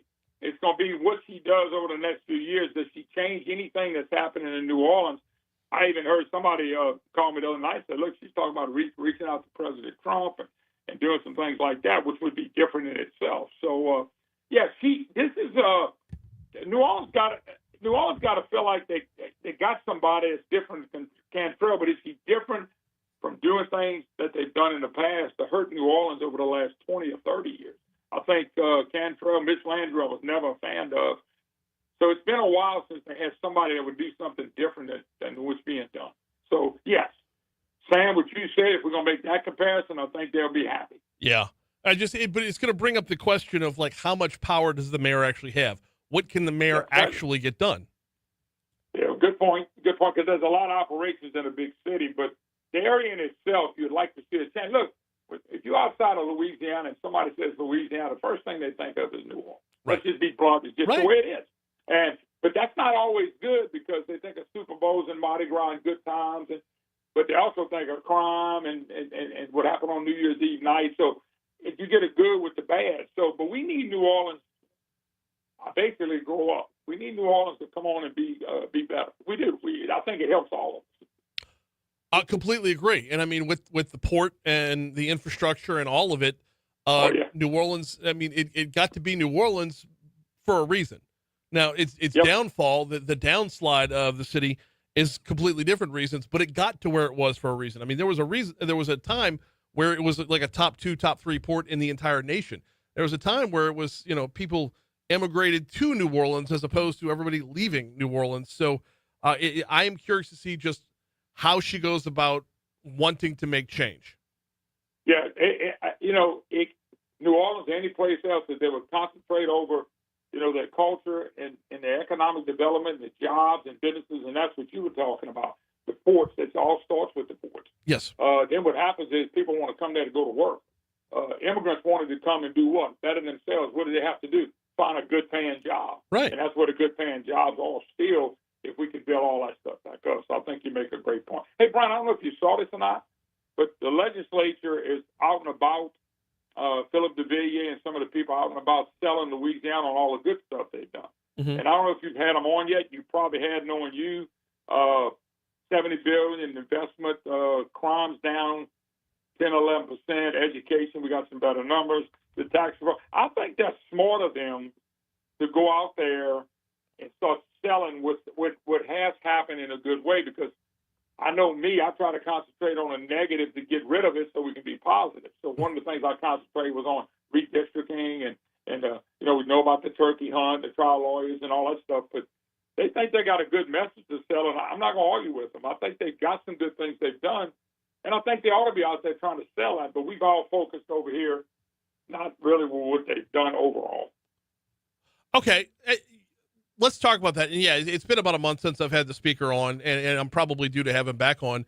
But you ask anybody from any other state about Louisiana, and they're going to give you a completely different story than anybody from Louisiana is going to give you. Moon, I feel like we all focus on the negative, and I don't know why. It doesn't make sense to me as to why. Like, if we can't sell ourselves, why should anybody else buy in? If we're completely, if we're constantly poor-mouthing, if we're constantly talking about how awful everything is around here, why would someone want to relocate to Louisiana? I mean, are we all a little bit responsible for out-migration? No, I'm not arguing with that. I just think, Brian, what happens is every time these numbers pop up showing us comparison of other states, we just hadn't improved in a lot of areas yet. We haven't. So, but they are doing some things to try to improve, and I think they ought to go sell it. Yeah. But you got to be able to sell something. And I think we're being able to sell more and more as we grow. But it's just the way we've been. We've allowed ourselves to get so far back on so many things. That's what makes it bad. Example, Brian. Mm-hmm. This is a simple example, and you're going to agree with this. They say we got about a $19 to $20 billion backlog in roads. Yeah. Why? Well, we hadn't made the investment in roads. So when somebody comes through here, they go, boy, Louisiana roads are horrible. The insurance rates are skyrocketing. Well, those are facts. What are we doing to change that? And so you got to start changing those things, and then perception becomes reality. And we got to change the perception, but we need to change some of the reality, too, where people see the improvements. That's all. They just need to be able to see some improvements. And I think this legislative group is saying, look, we did some good things. We're going to tell everybody. It's the repetition is what's needed, though, right? I know one of your biggest sticking points is when we, quote, take the step in the right direction. It's not the step that's hurting us. It's the fact that we only take the one step. You're going to continue with the steps. It's the next step and the next step after that we're look, forgive the term, we're a hit it and quit it state. I mean, We'll take a step and then we're like, okay, now I need to rest. Let me sit down. Ooh, this humidity's got me all. You know, it's funny because I feel the same way you do. One of the reasons I hate the term when it comes to politics, not LSU football, not something else, but politics, because we take a step, we celebrate, we don't move the needle, and everybody runs past us. If you're 2 miles behind, Brian, if you take a step every now and then, you'll never catch up. That's right. It. That's right. So what I want to see is a step. Then I always ask, what's the next step? There is a next step, and if it's not, we got a problem. But here's an area where we have seen 2 consecutive regular legislative sessions where our legislature has taken steps on the insurance front, on the tort reform front, to where we're not where we want to be yet. But, man, we are a mile down the road from where we were 2 years ago. Well, that's what you want to be. You want to be a mile down, not a step. Right. And I think it's smart. I really do, of the legislature going out and selling. They ran advertising, but they're going out and selling what we have done. I would do the same thing if I was in their position. Because, once again, everything's been tied up in insurance reform and redistricting when you had all this other stuff that can make a difference one day. And we could pivot on that and take a look at Dr. Brumley and say, this is the guy who isn't taking steps. I mean, he's in a Ferrari. Yeah. That's, Not only is he in a Ferrari, he got the pedal to the metal, baby. He's down on the floor. And I think he's a great example of making a difference. I think that's a great point you made. He has made a big, big difference. But we want to see it in other things. I think there's some effort. But, Brian, I'll say this about Louisiana. We've always had people make the effort. mm-hmm. We seem like we always are voted too short on when we really need to do something, or one or two leadership positions short of where we need to get to. It's not a lot. It's not like we got to do so many big changes, but we got to get the right people in place to make those changes. Do we have the right people in a number? I mean, I feel like more and more we're getting the right people in a number of places. I look around, and I like who we have as mayor of Baton Rouge right now. I like our governor. I like a lot of our legislators, and I feel like we're super close. Yeah, no, I think you've been close for a while. I think one of our problems, and I'm going to say it out loud, is the Senate President, Cameron Henry. He used to be one of the most conservative fiscal persons that you've ever seen, and his whole demeanor has changed over the last few years, and he's the one I'm concerned about now. Mm-hmm. And you can say why. I'm looking at him, and he's not doing some of the things that I think he needs to do, and I think he shot down some of the reform that we needed. So see what I'm saying? You can have everybody in the House doing their job. You can have enough senators doing their job, but if the Speaker, the Senate President, don't work forward, you got a problem. And I think he's probably the biggest problem we have right now. That's just my opinion, though. Understood. Last one before we get you out of here, and you'll catch Moon 9 to 11 right here on Talk 107.3 FM. In fact, you'll catch him right here in Baton Rouge tomorrow, going to be in studio. Yep. Last one before we get you out of here. Moon, did you see what went on LSU's campus outside of the game on Saturday night? Yeah, I actually had that as a story. I didn't want to get too deep, but it really concerns me because, LSU's your flagship. It's right there. A lot of people go to LSU, not just sporting events, but deal. And I'm really concerned about that. Is this a problem? Has this been a problem? And has it been addressed? That's going to be the other big problem. This is the second time this football season, that we've seen a shooting on campus. The last time no one was injured. A bullet went through a windshield. And it was one block away from what went down Saturday night where two people were injured. And this was basically just a mob taking over Highland Road, the same way that the street racers took over College Drive on the night of the Garth Brooks concert. Moon, I got to tell you, I don't feel like this is a bold prediction, but I feel like what went down on LSU's campus Saturday night is the catalyst that's going to bring the National Guard to Baton Rouge. Yeah, I don't doubt that a bit. And I think the governor probably is going to look at it pretty hard, and maybe the parish president ought to as well. You've got so many people going down there for some positive things, and then you have this happening. And I heard it's not real safe in some of those, a few of those areas, not all of them, but a few of them. And it's making people concerned. I mean, when you start talking about ball games, we start talking about adults, but we're talking about a lot of kids at games. And most of the people are there just to have a good time and have fun. You always got a few troublemakers. They need to put a stop to that. They need to really put a stop to that. 100%. He's coming up at 9 o'clock. Moon Griffon, we always appreciate the time. See you tomorrow, brother. Yeah, Brian, thank you so much, man. Always. Here's your money now. Yo!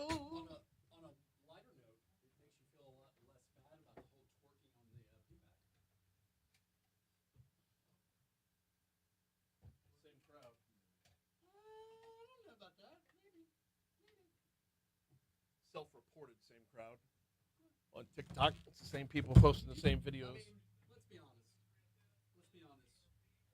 LSU borders a very high crime area. No way around that. The bottom? Yeah. Not what it was 20 years ago. Not what it was. It was a lot worse 20 years ago. Still a high crime area. I understand.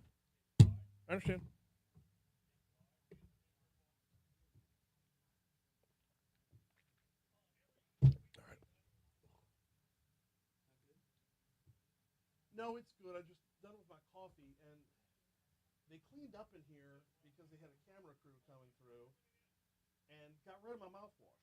And I hate having coffee breath after drinking my coffee. Does that really affect your radio? Do what? Does that affect your radio? No. I think they threw it away.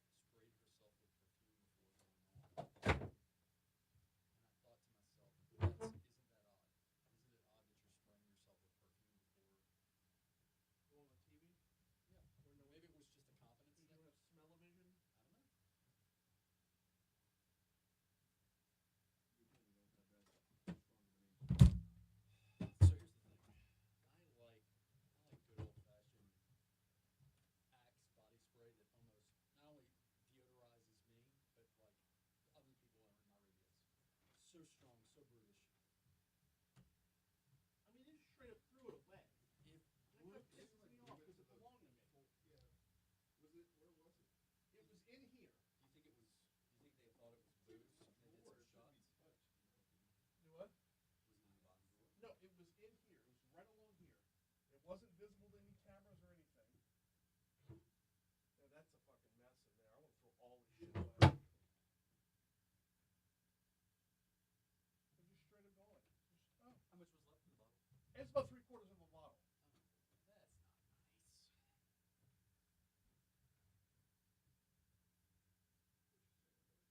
They thought it was booze.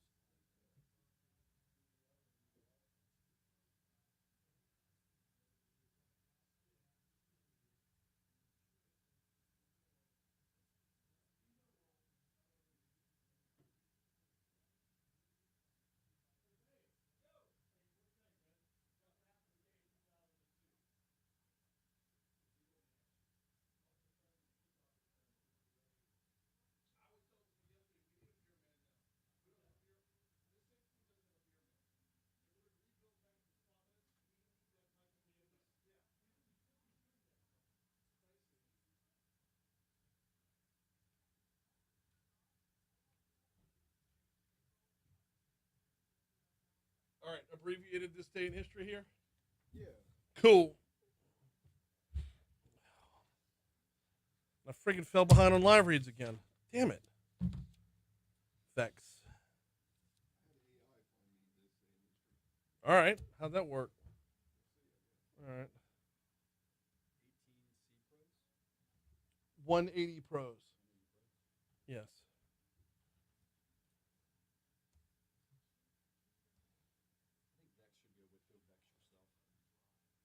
I think they prefer Vexpertise. Vex yourself. Vex your body.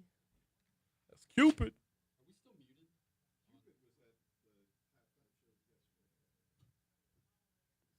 No way.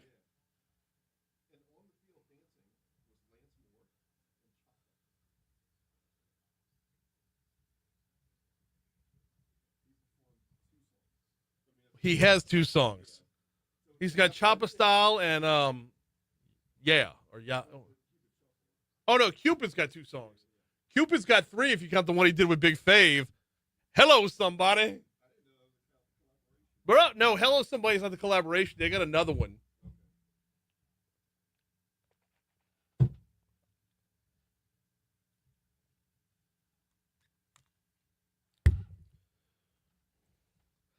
$7:55, Talk 107.3 FM, WBRP, Mornings with Brian Haldane, rolling right along. Hey, don't forget, VexEuropean.com. VexEuropean.com is the website. Hit that little appointments tab. They are back open today. Vinny, shut it down last week. Get the whole team training. Look, if you drive a European vehicle, you know that specialization is the key here. If you drive a European vehicle, you bought that bad boy for 2 reasons. Number 1, performance, and number 2, longevity. How are you making the most out of both? VexEuropean.com. They have mechanics that specialize in your make of vehicle. Hit the little vehicles drop-down tab. You see your vehicle, you're good to go. They shut it down last week, closed down for an entire week to go get the whole team training. That's what I talk about when I talk about Vexpertise. You can learn more at VexEuropean.com. I'm going to be heading over there today. I'm going to be heading over there this week for some help out on my vehicle. I use them. I have an 18-year-old car. My car is old enough to vote. They keep that thing humming. VexEuropean.com. Time for this day in history. Let's go. Pew, pew, pew.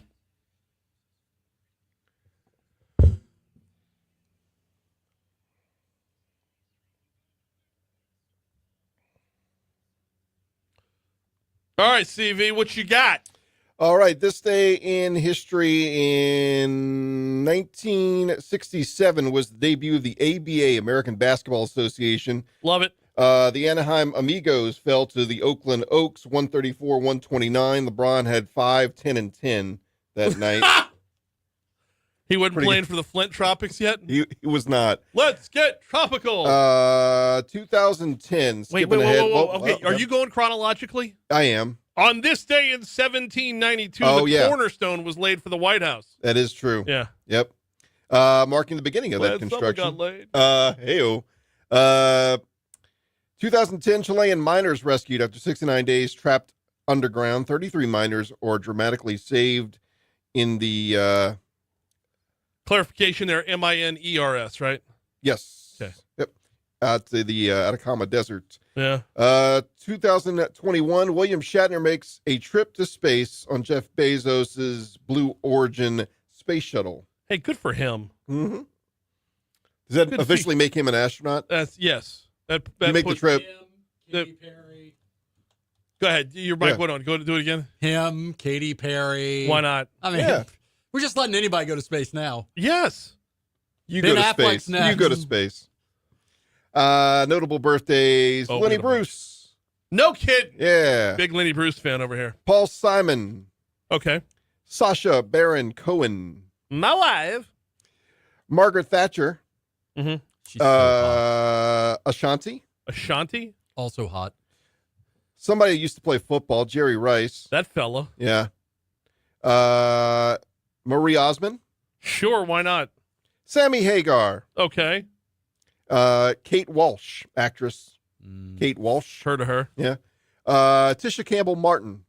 Love her. Martin. Yeah. Caleb McLaughlin. An Also, actor in Stranger Things. Tisha Campbell. Okay, Tisha Campbell. You know her from Martin? Yeah. Or she was Sydney in House Party. Oh. Yeah. House Party. One and two. 1 and 2. You think she leads with that or Martin? I think she leads with Martin. You lead with Martin. Yeah. Was she Gina? Yeah. Okay. Fair enough. Yeah. Also, Jerry Jones, born on this day in 1942. Doc Rivers in 61. Yeah. Kelly Preston. Yeah. Tiffany Trump. Eddie Matthews. Oh, Tiffany Trump. Yeah. And Paul Pierce. Anybody die? Yes. Ed Sullivan. No. Famed TV show host. Saint Dog, rapper from the group Cottonmouth Kings. Sure. Yep. Let's see. Gary Collins, Emmy Award TV host and actor. Cartoonist who created Popeye the Sailor Man, E.C. Sager. Good enough. Yeah. Do we have a national day for today? I would say Columbus Day. Indigenous people. Columbus Day. Thank you very much. I appreciate that. I've been in Spain when they were celebrating Columbus Day, and it's a big deal. Yeah. There. Oh, yeah. Like a big deal. Yeah. Like put away the controversy to the side for a second. It's a national day for them. It's a national day for us as well. ABC News coming your way. You heard him right there. Attorney Franz Borghardt in the house for a bonus legally served coming up next.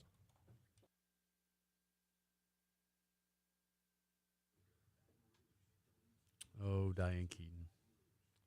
Oh, yeah. Diane Keaton died on like Friday or Saturday. Okay, who's naive now? Never asked me about my affairs, Kay. You know what? I hated the character of Kay, but she did a wonderful job with it. No. Because, no. In one, yes. In two, so no. it was supposed to be, but you were supposed to be annoyed with her, right? She wasn't supposed to be a bad actress. It was an abortion, Michael. Wow. All of this has to end. Wow. Standard open, then him. I got to bang on another live read. We'll do the third hour open. I'll do Mathern's and then legally served.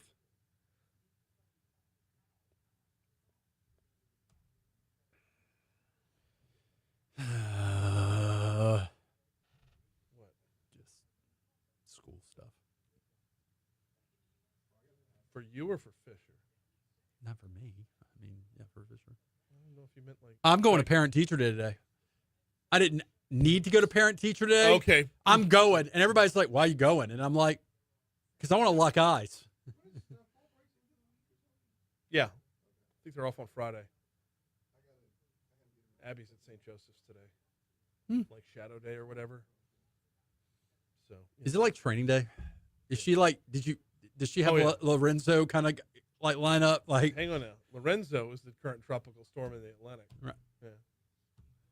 I was hoping to make like that some connection. senior academy girl.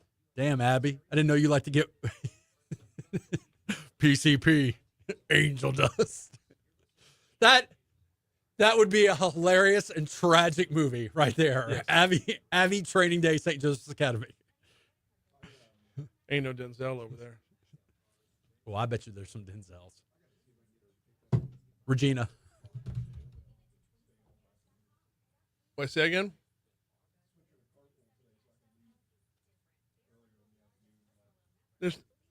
Oh, yours is still on lower school. Okay. I miss lower school.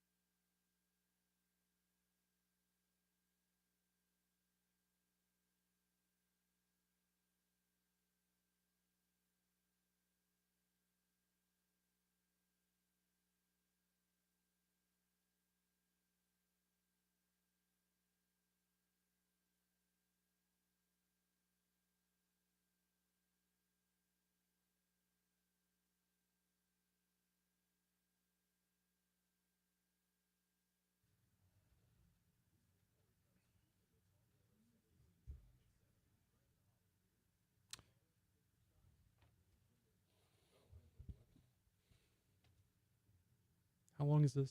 8:30? 9? 8:30. Okay. You got a client coming in with some money at 9. I like money. I got Huff coming on after you. Calling or coming? Should be in studio. I like Nick. Nick's a good guy. Have you had his pizza? No. That's down in New Orleans, right? Mm-hmm.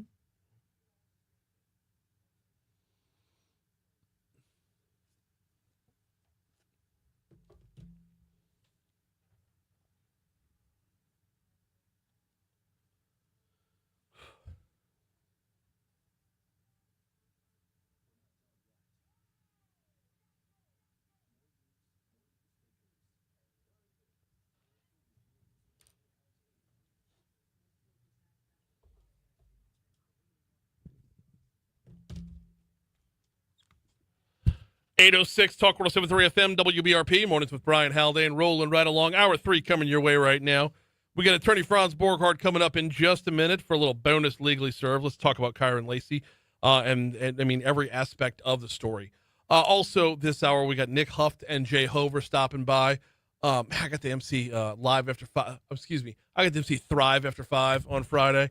I emceed a middle school football elementary school football game on Sunday. As a public address announcer? No. I was the DJ emceeing this football game. Okay. For Our Lady of Mercy. Okay. It's not quite the same thing. No, a little bit different. Thanks for crushing that for me. No, I didn't. I didn't. So the person who speaks is the public address announcer. No. I was just pressing on my Bluetooth connected phone. I was just pressing buttons. Okay, so that's a DJ, not an MC. I was a DJ. There you go. Fair enough. Oh, it's all good. It's all good. Hey, before we get you to Legally Serve, got to remind you about the folks over at Mathern's. I can swing by on game day, as I do pretty much every game day, for a home or away. I swing by Mathern's on campus. Ran into Tony, ran into Ernie. Got to say hello, got to sample a little jambalaya along the way. I actually stopped in to grab a Red Bull, but that's neither here nor there. Mathern's is there for you every day as a full-service grocery store and a phenomenal full-service grocery store. And I tell you all the time about the app, right? One of the best things about the app is when you're shopping online. Knock your grocery shopping out before you leave work, pull in at Mathern's, and they bring it right out to you. Whether you're talking about the LSU location, the Nicholson Gateway Shopping Center directly across the street from Tiger Stadium, or you're talking about the location on Highland Road just west of Kenilworth, they offer that curbside service at both. So download the Mathern's Rewards app, hit that little purple button where it says shop online, or if you scroll over, you can build out your shopping list as you go. Either way, you're getting taken care of, and you're earning cash towards more groceries every time you shop at Mathern's. All right, Legally Served. Let's get it.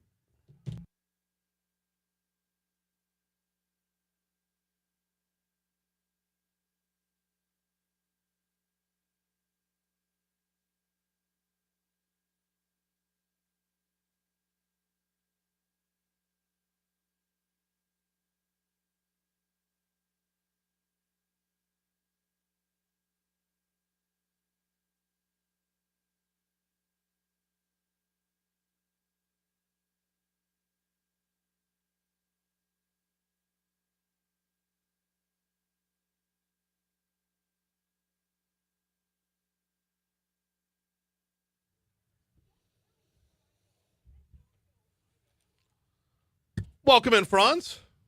Good morning, guys. How are you today? Can I take a moment of personal privilege? You know, I never take personal privilege. I always take personal privileges. Off the rails, totally unconnected to law, but you'll appreciate it. Okay. October is Breast Cancer Awareness Month. So I would like to say a special shout out for any families, friends, brothers, sisters, anybody you've got that's fighting cancer. I just wanted to tell you that a lot of us are praying for you, thinking about you, and I just wanted moment of seriousness in a sea of me. Okay. So there, Fair got enough. it. What are we talking about today? I don't know, but like, did my shirt tip you off to that in It any way? is pink. It is pink. Well, not just pink, but men wear pink, man. I'm a man that wears pink. Yeah, you were a man that won this competition. I came in 5th. It's okay. It's not. Everybody wins. It's not about us. It's about the ladies. I understand. And I understand. I'm not going to be more specific, but the more I can, the more I can generate, the better it is for the overall cause. Sure. It's one of those. Cancer is one of those horrible things that it's not just it's always pervasive, and it has a rippling effect, and people forget about that. And I just wanted to. So, Lacy, Kyren Lacy. Where do you want to dig in on this story? Because I feel like it going all the way back to the beginning might be a little bit of overdoing it, but it's so. I got interviewed on this one when everything hit the fan and the video came out and everybody got real angry. Palermo interviewed me on Louisiana Radio Network. Yeah. And I will tell you, as a defense attorney, I think a lot of people are going to be surprised at my opinion on this one. I would say that young man had tons of defenses if the case would have ever gone to trial or worked itself through the system. However, I do believe there is a straight-faced argument that there was probable cause to arrest him for a crime.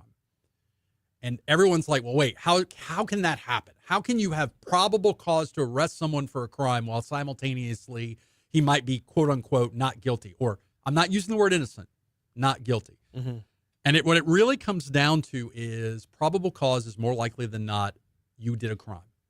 Beyond a reasonable doubt is a higher standard. Okay. And if you watch those videos, have you watched the videos? Yep. You watch the videos. It's hard to say with a straight face that his erratic driving didn't play a part. Wow.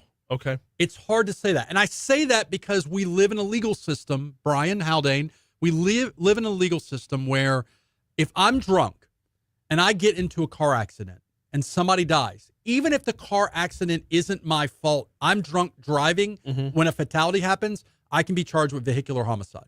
Right. And it happens. It happens throughout our state on a daily basis. I'm not saying he was drunk. I'm not saying he was high. I'm not saying there was anything in his system. But to say that his driving wasn't erratic, to say that the subsequent behavior didn't play a part in the calculus of the decision, like. Okay. All right. Now, he's also a kid. Yes. Making horribly stupid decisions. Right. And I think it is tragic what happened across the board. But I will say this. There is nothing I've seen, and I'm taking a hard line on this because, look, I got no dog in the hunt. Like, if you want to say someone's doing something wrong as a police officer and they're doing something wrong, you know me well enough to know I'll get on that train. I don't know that anybody from state police should get fired on this. I don't know that there will be a yielding of when the attorney general does her independent investigation of. I don't know that anything is going to change. Well, we talked with Attorney General Merle about that last week, about what is her office's role in this investigation. And as of now, it's just to make sure everything's factual. Right. Like this is not her bailiwick yet. So it's not until it is, right? Right. And let me be very specific. I don't think I don't think he gets convicted of anything. That if he works his way through the justice system, I think he has a straight-faced argument for reasonable doubt. Yes. Or he gets convicted of something that's not a felony, like a traffic violation. Right. But I don't. Well, and there's clearly a traffic violation when you're driving 80 miles per hour. Absolutely. Yes, there is. But when you have a state trooper who is audibly telling someone how to fill out their report, that to me that's the clincher.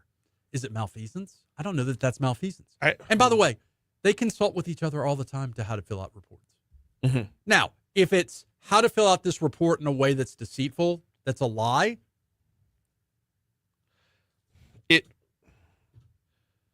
No, see, it's not a matter of is it deceitful. It's a matter of if you're guiding somebody. In a courtroom drama, there would be an objection to leading the witness, right? If you're saying that, now put Kyren Lacy's name right there on that line. Make sure you fill that in with this specific name, this specific place and time. When you have that kind of leading going on, it changes the nature of everything. Wink, wink, nudge, nudge. No. So here's my question. If it's Cade who's driving that green car and this happens, and let's say that Cade doesn't leave the scene. Cade's a good guy. Let's say Cade doesn't leave the scene. Does Cade get arrested for the same crime? Or does he get arrested for the crime because he is who he is? Does he get special treatment one way or another? Sometimes we treat people differently because that's a good place we need to push pause. Yeah. He's attorney Franz Borghardt. We do legally serve normally on Wednesday mornings, and we'll be back out on a Wednesday morning as well, but didn't want too much time to pass without addressing this topic as well. So hang tight. Got to take a quick break. When we come back, we'll pick up the conversation next.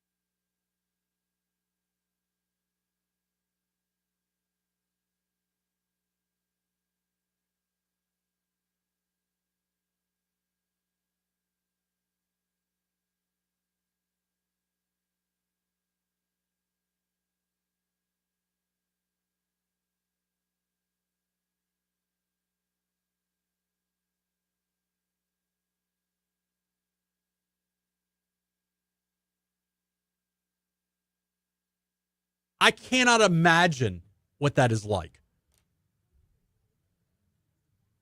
And to some degree, I'm happy I can't imagine. Of course not. Yeah.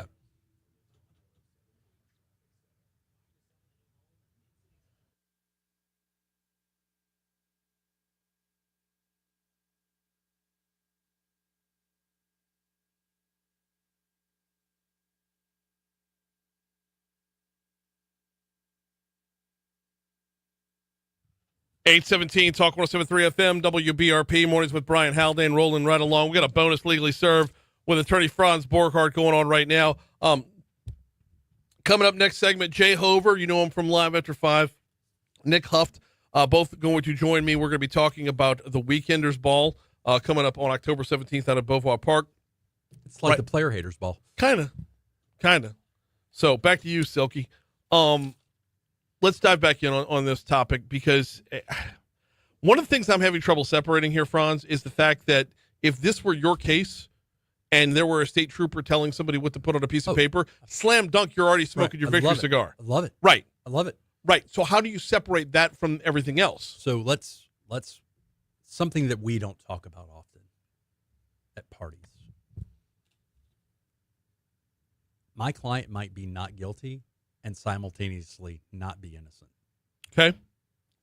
And police misbehavior, police F-ups. And by the way, not every F-up, not every misconduct rises to the level of a crime. Right. Or it could be inappropriate, but yes, I reiterate what I said in the first segment. I think there's reasonable doubt here.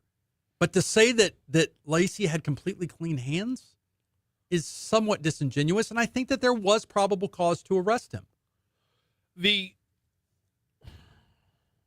can all be unhappy about this, by the way. The Lafourche Parish District Attorney's Office disagrees with that. Lacy's culpability, this is from WBRZ's report, Lacy's culpability has been disputed by the Lafourche Parish District Attorney's Office in their own investigation, which claims Lacy should not be charged with negligent homicide because he could not have known his actions caused the wreck. Okay. He could not have known that his actions caused the wreck. So okay. Probable cause and proof beyond. The DA's office's job is to analyze, can I prove my case beyond a reasonable doubt? Mm-hmm. They didn't disagree with me. They have, in fact, what? Agreed with me that they are not going to prosecute him because there's reasonable doubt. Right. Now, their position may be he never should have been arrested. Okay. I'm telling you, probable cause is a very low bar. Mm-hmm. More likely than not. And I'm sorry. I can disagree with his arrest. I can say I think there's reasonable doubt, but I can also say I can see how someone would have said there's probable cause for an arrest here. Those things can exist in the same universe. It happens all the time. Oh. You want to prosecute my client? I think he's not guilty. Right. No, adversarial. I'm with that. But now we don't have a person to prosecute, and this is where it why gets do we not have a person? Because he took his own life. Right. Because his world disappeared. Right. Because everything that was in front of him was no longer in front of him, and yes, he was speeding. I understand that, but oh my goodness, raise your hand. Let he who was without a heavy foot cast the first stone. So what I'm curious about is we live, and I've had this conversation with you, I don't know how many times. We live in a negligent homicide world. Mm-hmm. Where we've seen cases where a boyfriend tells a girlfriend, you should go kill yourself. And they kill themselves. Right. And they get prosecuted for negligent homicide. Right. Do you see the trooper? Do you see someone who did misconduct get charged with negligent homicide because this ultimately led to him committing suicide? No. That's tenuous. No, that's not going to happen. That's tenuous. There's no, and nor should it. And by the way, what was going on in Texas? That's the other issue is we don't know what was going on in Texas. Mm-hmm. What was going on in Texas? High-speed chase, ultimately leading to a suicide. Yeah. But this is, by the way, do not confuse any of my positions with this entire situation sucks and is tragic. Mm-hmm. There is a universe that exists. That's right, my cell phone. Your cell phone has the Law and Order theme? That's right, it does. Okay. I mean, does that really shock you, Brian Haldane? No, I don't know if on air they heard it. I know I heard it. I don't know if on air they heard it. So is there a universe where he stops and he's never arrested? Sure. Is there a universe where he stops, he's arrested, and ultimately acquitted because he doesn't commit suicide? Yes. Yes. Yes. Let me re-ask the question then. Does the nature of the case change because he committed suicide? Does the nature of the perception of facts change because he committed suicide? I think the issue is, did he come to a stop at the scene? What did he do?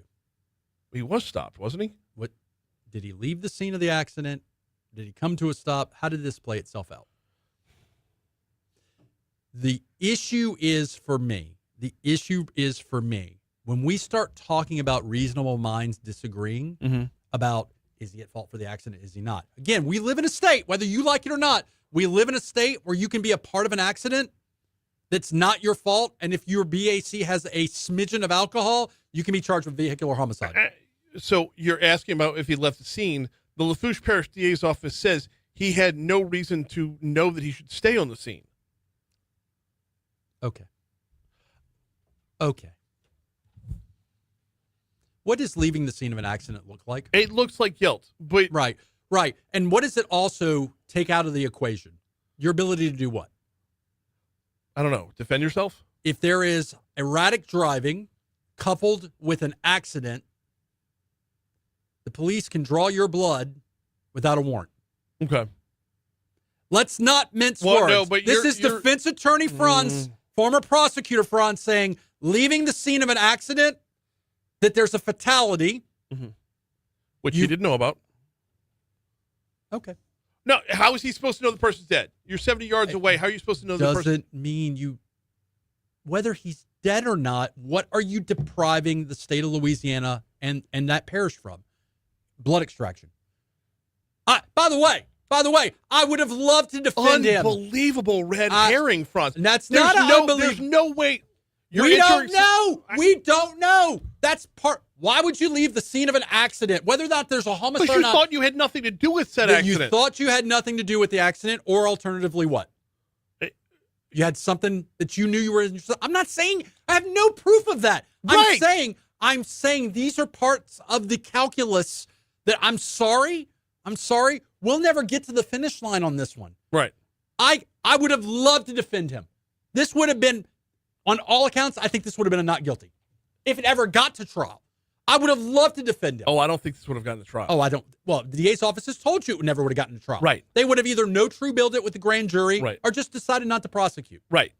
So then let's pivot the conversation and talk about the fact that you've got a young man who took his own life as a result of this.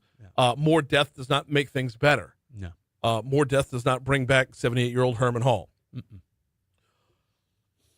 In the way this was playing out, is there a way to make this play out better in the future to where someone knows what they're up against and it doesn't... When the world looks like it's crashing down on you, there's got to be some glimmer of hope that you have a chance to withstand whatever's coming your way. Well, so the calculus of everything that happened is like a unicorn winning a lottery ticket. Right. You have a individual that's situated in a way that none of us are situated. None of us are situated such that we would like to win that lottery ticket, right? Entire world's in front of him. He's got all these possibilities, and he loses it all. Yes. And like all of us have had stuff that we've lost in our life. We have nobody in this room, maybe Cade. Nobody in this room has lost what that dude lost. Right. In a flicker. Right. What I would suggest is, what I would advise the world is, number one, if you're a part of an accident, stay at the accident. Okay. When my clients leave the scene of an accident or don't stop, they get charged with hit and run. The part I'm having trouble with is his distance from the accident. Okay. And you have no way of knowing that you had anything to do with said accident. Well, That's the part as a defense attorney, you know that would be your lead. Do you think he had no knowledge of the accident? At the time? I would argue there's no indication. There's no proof. Prove it. That's the luxury of my job is what? I get to shout from the rafters on a daily basis. Right. Oh, yeah? Prove it. Right. Prove it. And I don't think that could be proven. And this is, by the way, this prove it is not like Shaggy, wasn't me, where you're like, wait a minute. There are reasons. Listen, guys, if I sound like I'm talking out of both sides of my mouth, it's because because we're talking about apples and oranges. Probable cause and reasonable doubt. Probable cause. Is there enough, more likely than not, that you could arrest him for something? Yes. Here's a part that I'm having trouble with, Franz, and maybe you could help me on the logistics of this, okay? If he's passing people at 80 miles an hour and there's an accident, how is he 70 yards behind the accident? I have no idea. If you're passing people erratically and you cause an accident, the accident would be behind you, wouldn't it? I mean, that would be the assumption. Yeah. But we have factual inconsistencies on this one, right? Yes, we do. Right. Now, and if anything else, the accident being 70 yards in front of him means he was able to visibly see there was an accident. Right. But the flip side of that is if you're behind it, how do you cause it? I don't know. All right. I don't know. I mean, again, love this argument. Yeah. Love to represent him. And there's another. I would represent him 7 days a week, twice on Sunday. Right. We've seen in the past where another LSU football player, simply by being accused of something, has lost out on their entire future. We've seen it a couple times. We're watching it in real time right now with Trey Holly, who's playing football for Southern right now. We saw it with Lyle Collins, who completely disappeared from the entire NFL draft. So if you're only given pause to when athletes are accused of crimes they may or may not have committed and how it ruins their lives, welcome to the criminal justice system. Okay, no, I'm glad you went there because it's an important point. Right. But it becomes very clear on a very public level that this can happen on any level. Because if it can happen to Lyle Collins, if it can happen to Trey Holly, if it can happen to Kyren Lacy, it can happen to everybody. Just the stakes are so much higher when you're talking about taking a young black man from South Louisiana and making him a millionaire many times over versus being just written off from a very lucrative career. When the system messes up, when a police officer doesn't do what they're supposed to do or does impropriety, when they get it wrong, and ultimately the light shines and oh, no, you didn't do this. Or no, we can't prove that you did this. Yeah. There's no slap on the butt and nobody says, we're sorry, our bad. Nobody does that. No. Sometimes the result is you get out of jail. They go back to filling out forms that say, put Kyren Lacy's name in this line. Yeah. And that's part of the overwhelming, the entire world is against me. When you have law enforcement saying, tell me what you know, versus law enforcement saying, this is what you know and I'm going to tell you. This is the difficult thing for a white male criminal defense attorney. Yeah. I don't know. Is there any indication that race had anything to do with this? I can say I have seen nothing definitive. I can have hunches. Sure. I absolutely can have hunches. But is there any evidence? Is there anything that supports? Okay, then let me ask you. Oh, we got less than a minute to go, Franz. Let me ask you this. Since this was state police involved, how quickly would you invoke the name of Ronald Green when it comes to how state police treat black people? I mean, who am I? Am I running for DA? That's such a D move. Am I running for DA? That's where we got to wrap it up. That's a closer. You're welcome. That needs to be the next baby Franz. It does. Oh my goodness gracious. All right, he's attorney Franz Borghardt. We do Legally Served on Wednesday mornings at 6:25. I appreciate the bonus coverage this week. We'll see you soon.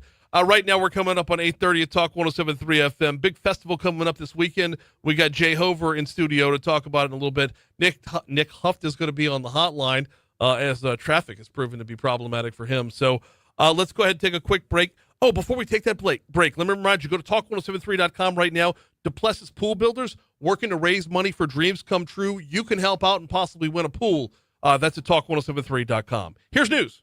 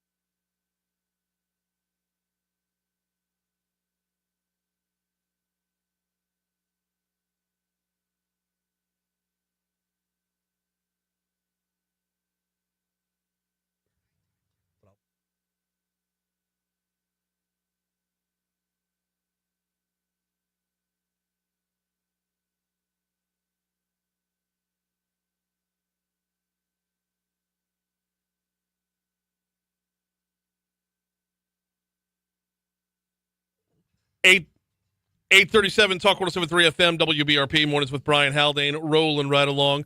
Quick reminder about 5-Star Printing and Signs. 5-Star Printing and Signs. Do me a favor. Take a look at your business card. Does it pop?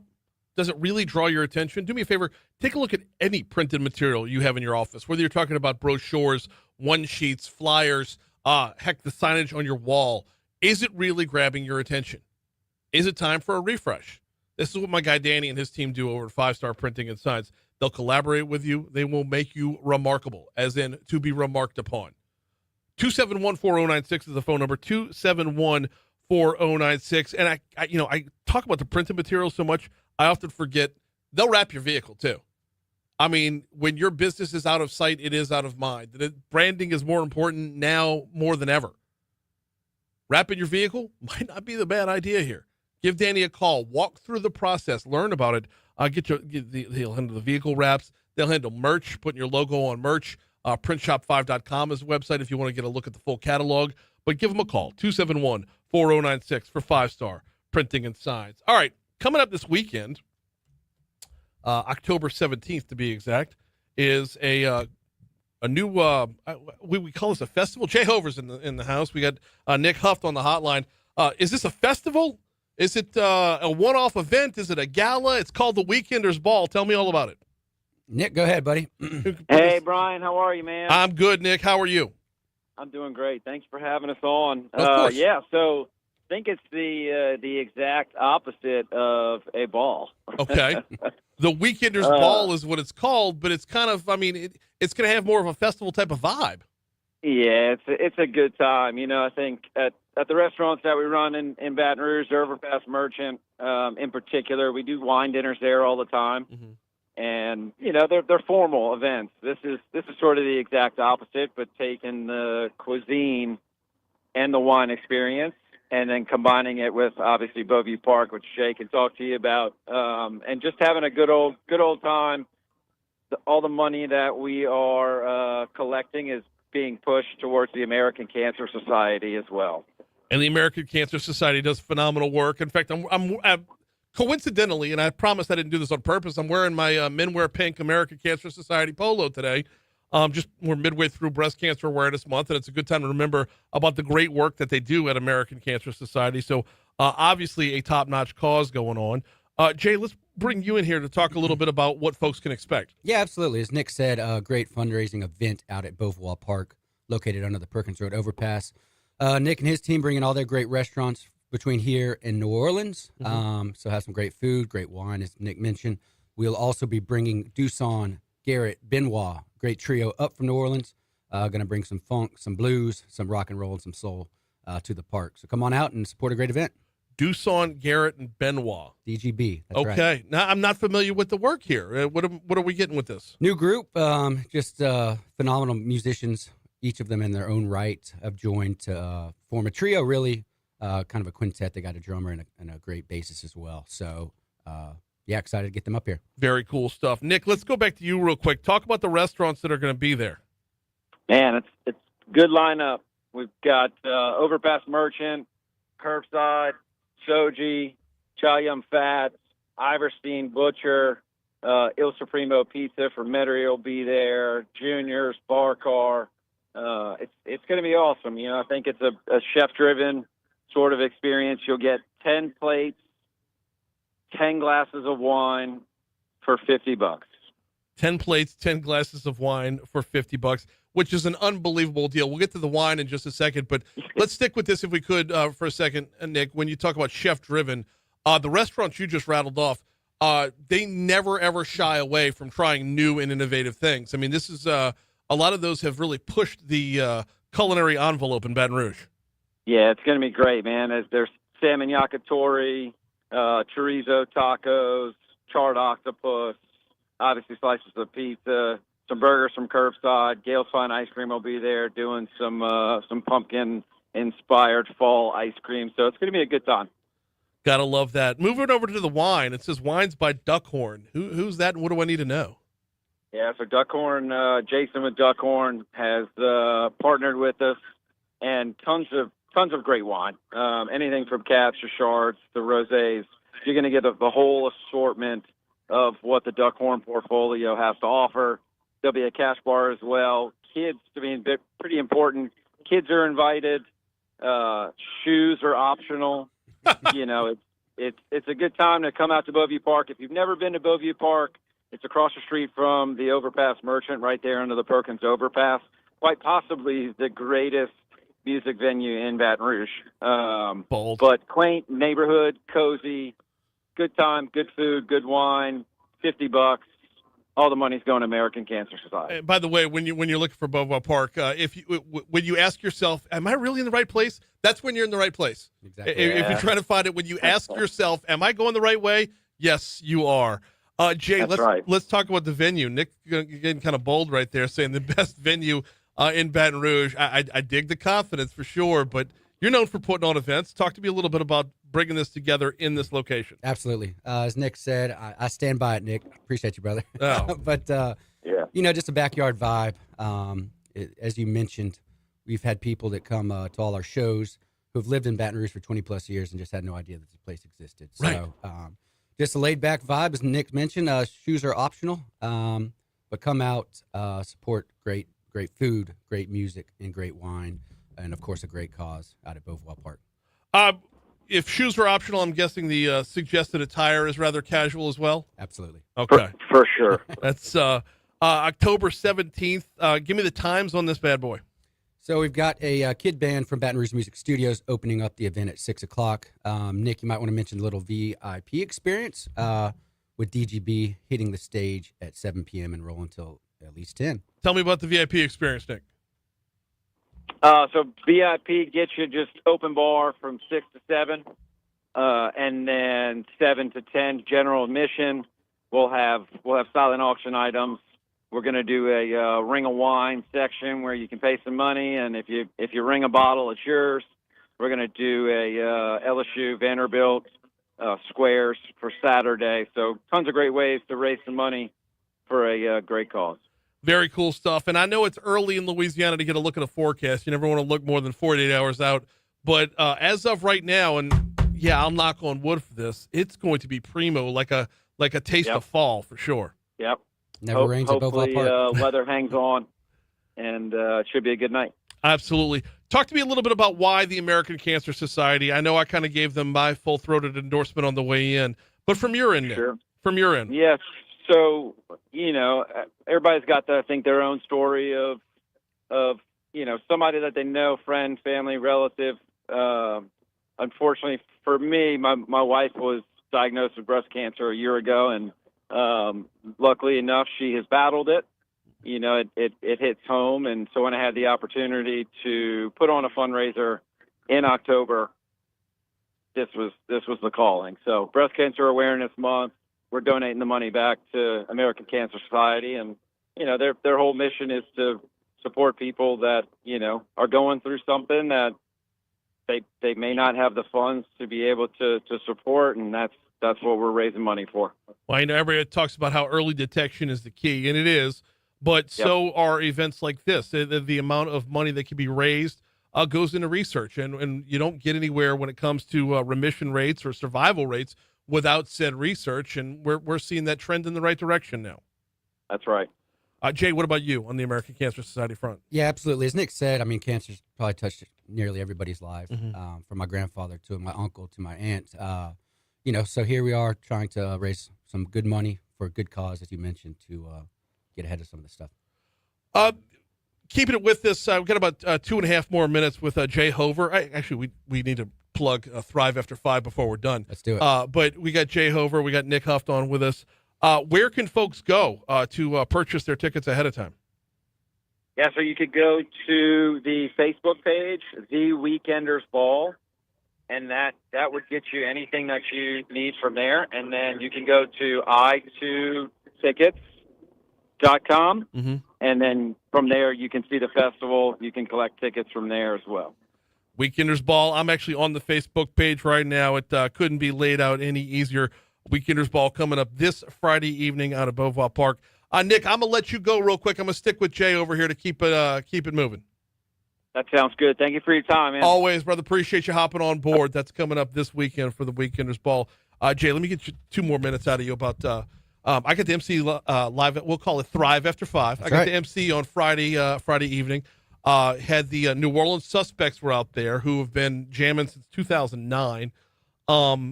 This fall's lineup has been nothing short of phenomenal. I appreciate that. And stretching out from, I was going to say the Usual Suspects, but since we're talking about the New Orleans Suspects, who used to call themselves the Usual Suspects, you're branching out to bring in some new names. That's right. I think, what we're trying to do is touch on all the different genres. We just sitting on a wealth of talent here in Louisiana, both locally and regionally when it comes to music. So bringing some new stuff downtown, let the people enjoy it. Free concert series, of course. Baton Rouge's longest standing free concert series. Come out and support. As you said, we're coming back this Friday with Fat Hat, bring a little funk from Baton Rouge. Come out and support. Yeah, this Friday will be Fat Hat. Next Friday will be the Mixed Nuts to close out the fall series. And, I mean, if we're being completely honest about everything, now's the time to go, man. Now's the time where the temperature is absolutely perfect. The sun gets down before intermission. So, as Dan Bournet says on Saturday nights, the sun finds its home in the western sky. And Live After 5 finds another gear. That's exactly right. Weather's getting cooler. Nighttime in Baton Rouge is just something you can't pass up down there. Yep, and the energy that both Fat Hat and the Mixed Nuts bring is going to make that a must stop for you over the next 2 weeks. And of course, you could hit up like the first set if you want to make both this weekend. Making both is actually doable. That's exactly right. Come out at 5. We'll go first set from 5 to 6 p.m. Mm-hmm. Bounce over to Beauvoir Park if you want, or stay downtown and dance your feet off for Fat Hat. Absolutely. Always appreciate the time. He's Jay Hover with Thrive After 5. Appreciate you hopping on board today, man. Thank you so much, And Brian. of course, the web. I'm sorry, not the website. The Facebook page for the Weekenders Ball. Just look up the Weekenders Ball. An evening of grooving and boozing. Going to be a good time out there at Beauvoir Park. Always appreciate that. All right, we got 1 minute until we got to meet Your Money Now. When we come back on the other side of Your Money Now, believe it or not, we're going to talk about hot sauce. Yeah, we're talking hot sauce. That's coming up in just a minute. Do need to remind you about the folks over at the Baton Rouge Metro Airport, though. FlyBTR.com is the website. FlyBTR.com. One of the things that I love about the Baton Rouge Metro Airport is they will go out of their way to find direct flights for us. For example, if you're planning on going to see LSU on the road, they've got a direct flight set up taking you to Nashville this weekend. They've got a direct flight set up taking you to Birmingham when it's time to play Alabama. And closing out the season, they got a direct flight into Oklahoma City to take on the Sooners. Now, it might be a little bit late to make plans to get to Vandy this week, but I can tell you that the response to these flights, which are set up specifically for the LSU games, the response to these flights has been nothing short of phenomenal. I was talking with Mike over at the airport the other night, and he was telling me they get very, very close to filling up, if not all the way. And that is the way to grow the airport. In fact, right now, the response to the direct flight to D.C. flies out of BTR into Reagan National every morning at 7:15, comes back home same evening, get your business done in our nation's capital, same day round trip. The response has been so overwhelming that when we respond, airlines try to find more options for us. You want more direct flights? We use the direct flights that we have. FlyBTR.com. Take advantage of them now. Here's Your Money Now. Awesome stuff.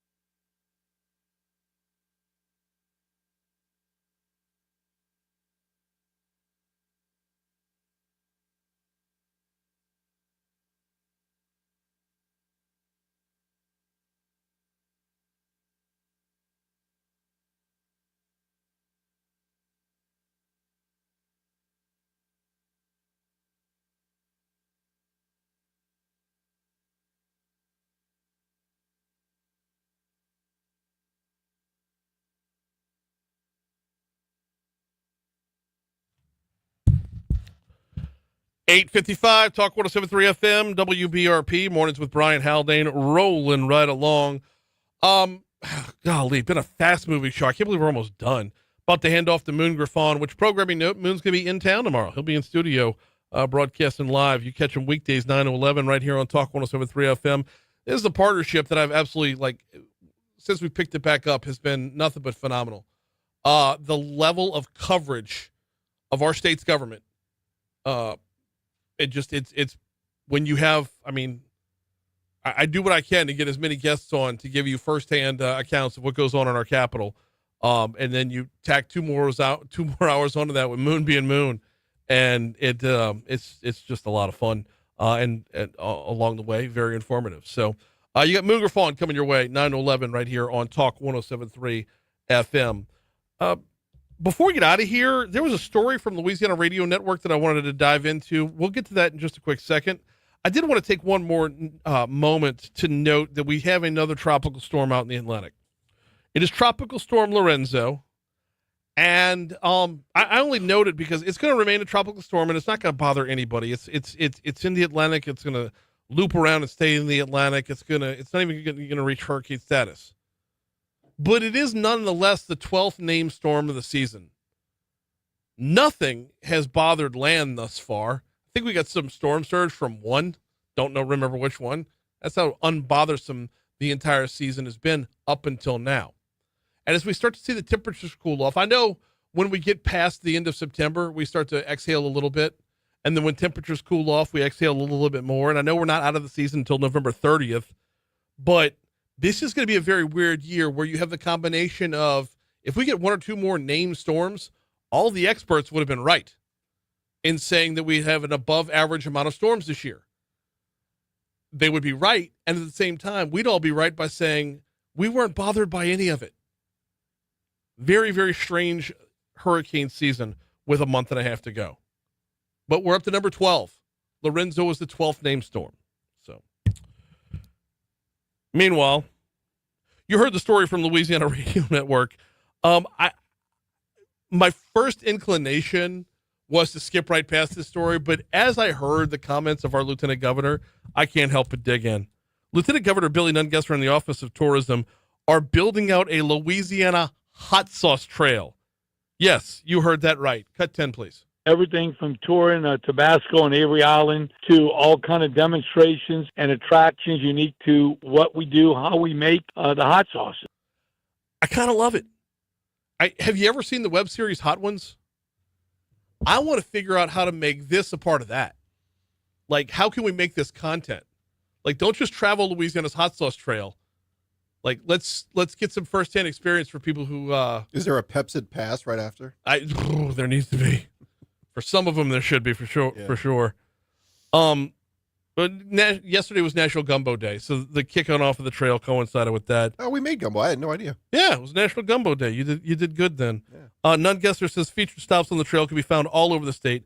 They'll continue to expand with new locations. Be all kind of special treats and events at different restaurants, tasting different hot sauces. We'll be doing a lot of special events that you can see on the website to highlight all the hot sauces that are made here in Louisiana. Why, and the dirty little secret here is it's not about the sauce as much as the food you're putting it on. People come here a lot for the music, the food, and anytime we can add a little flavor, talk about some of the things and why we use them in the food, people travel for food. The man leaves no stone unturned. Gotta love it. Moon's next. We'll see y'all tomorrow.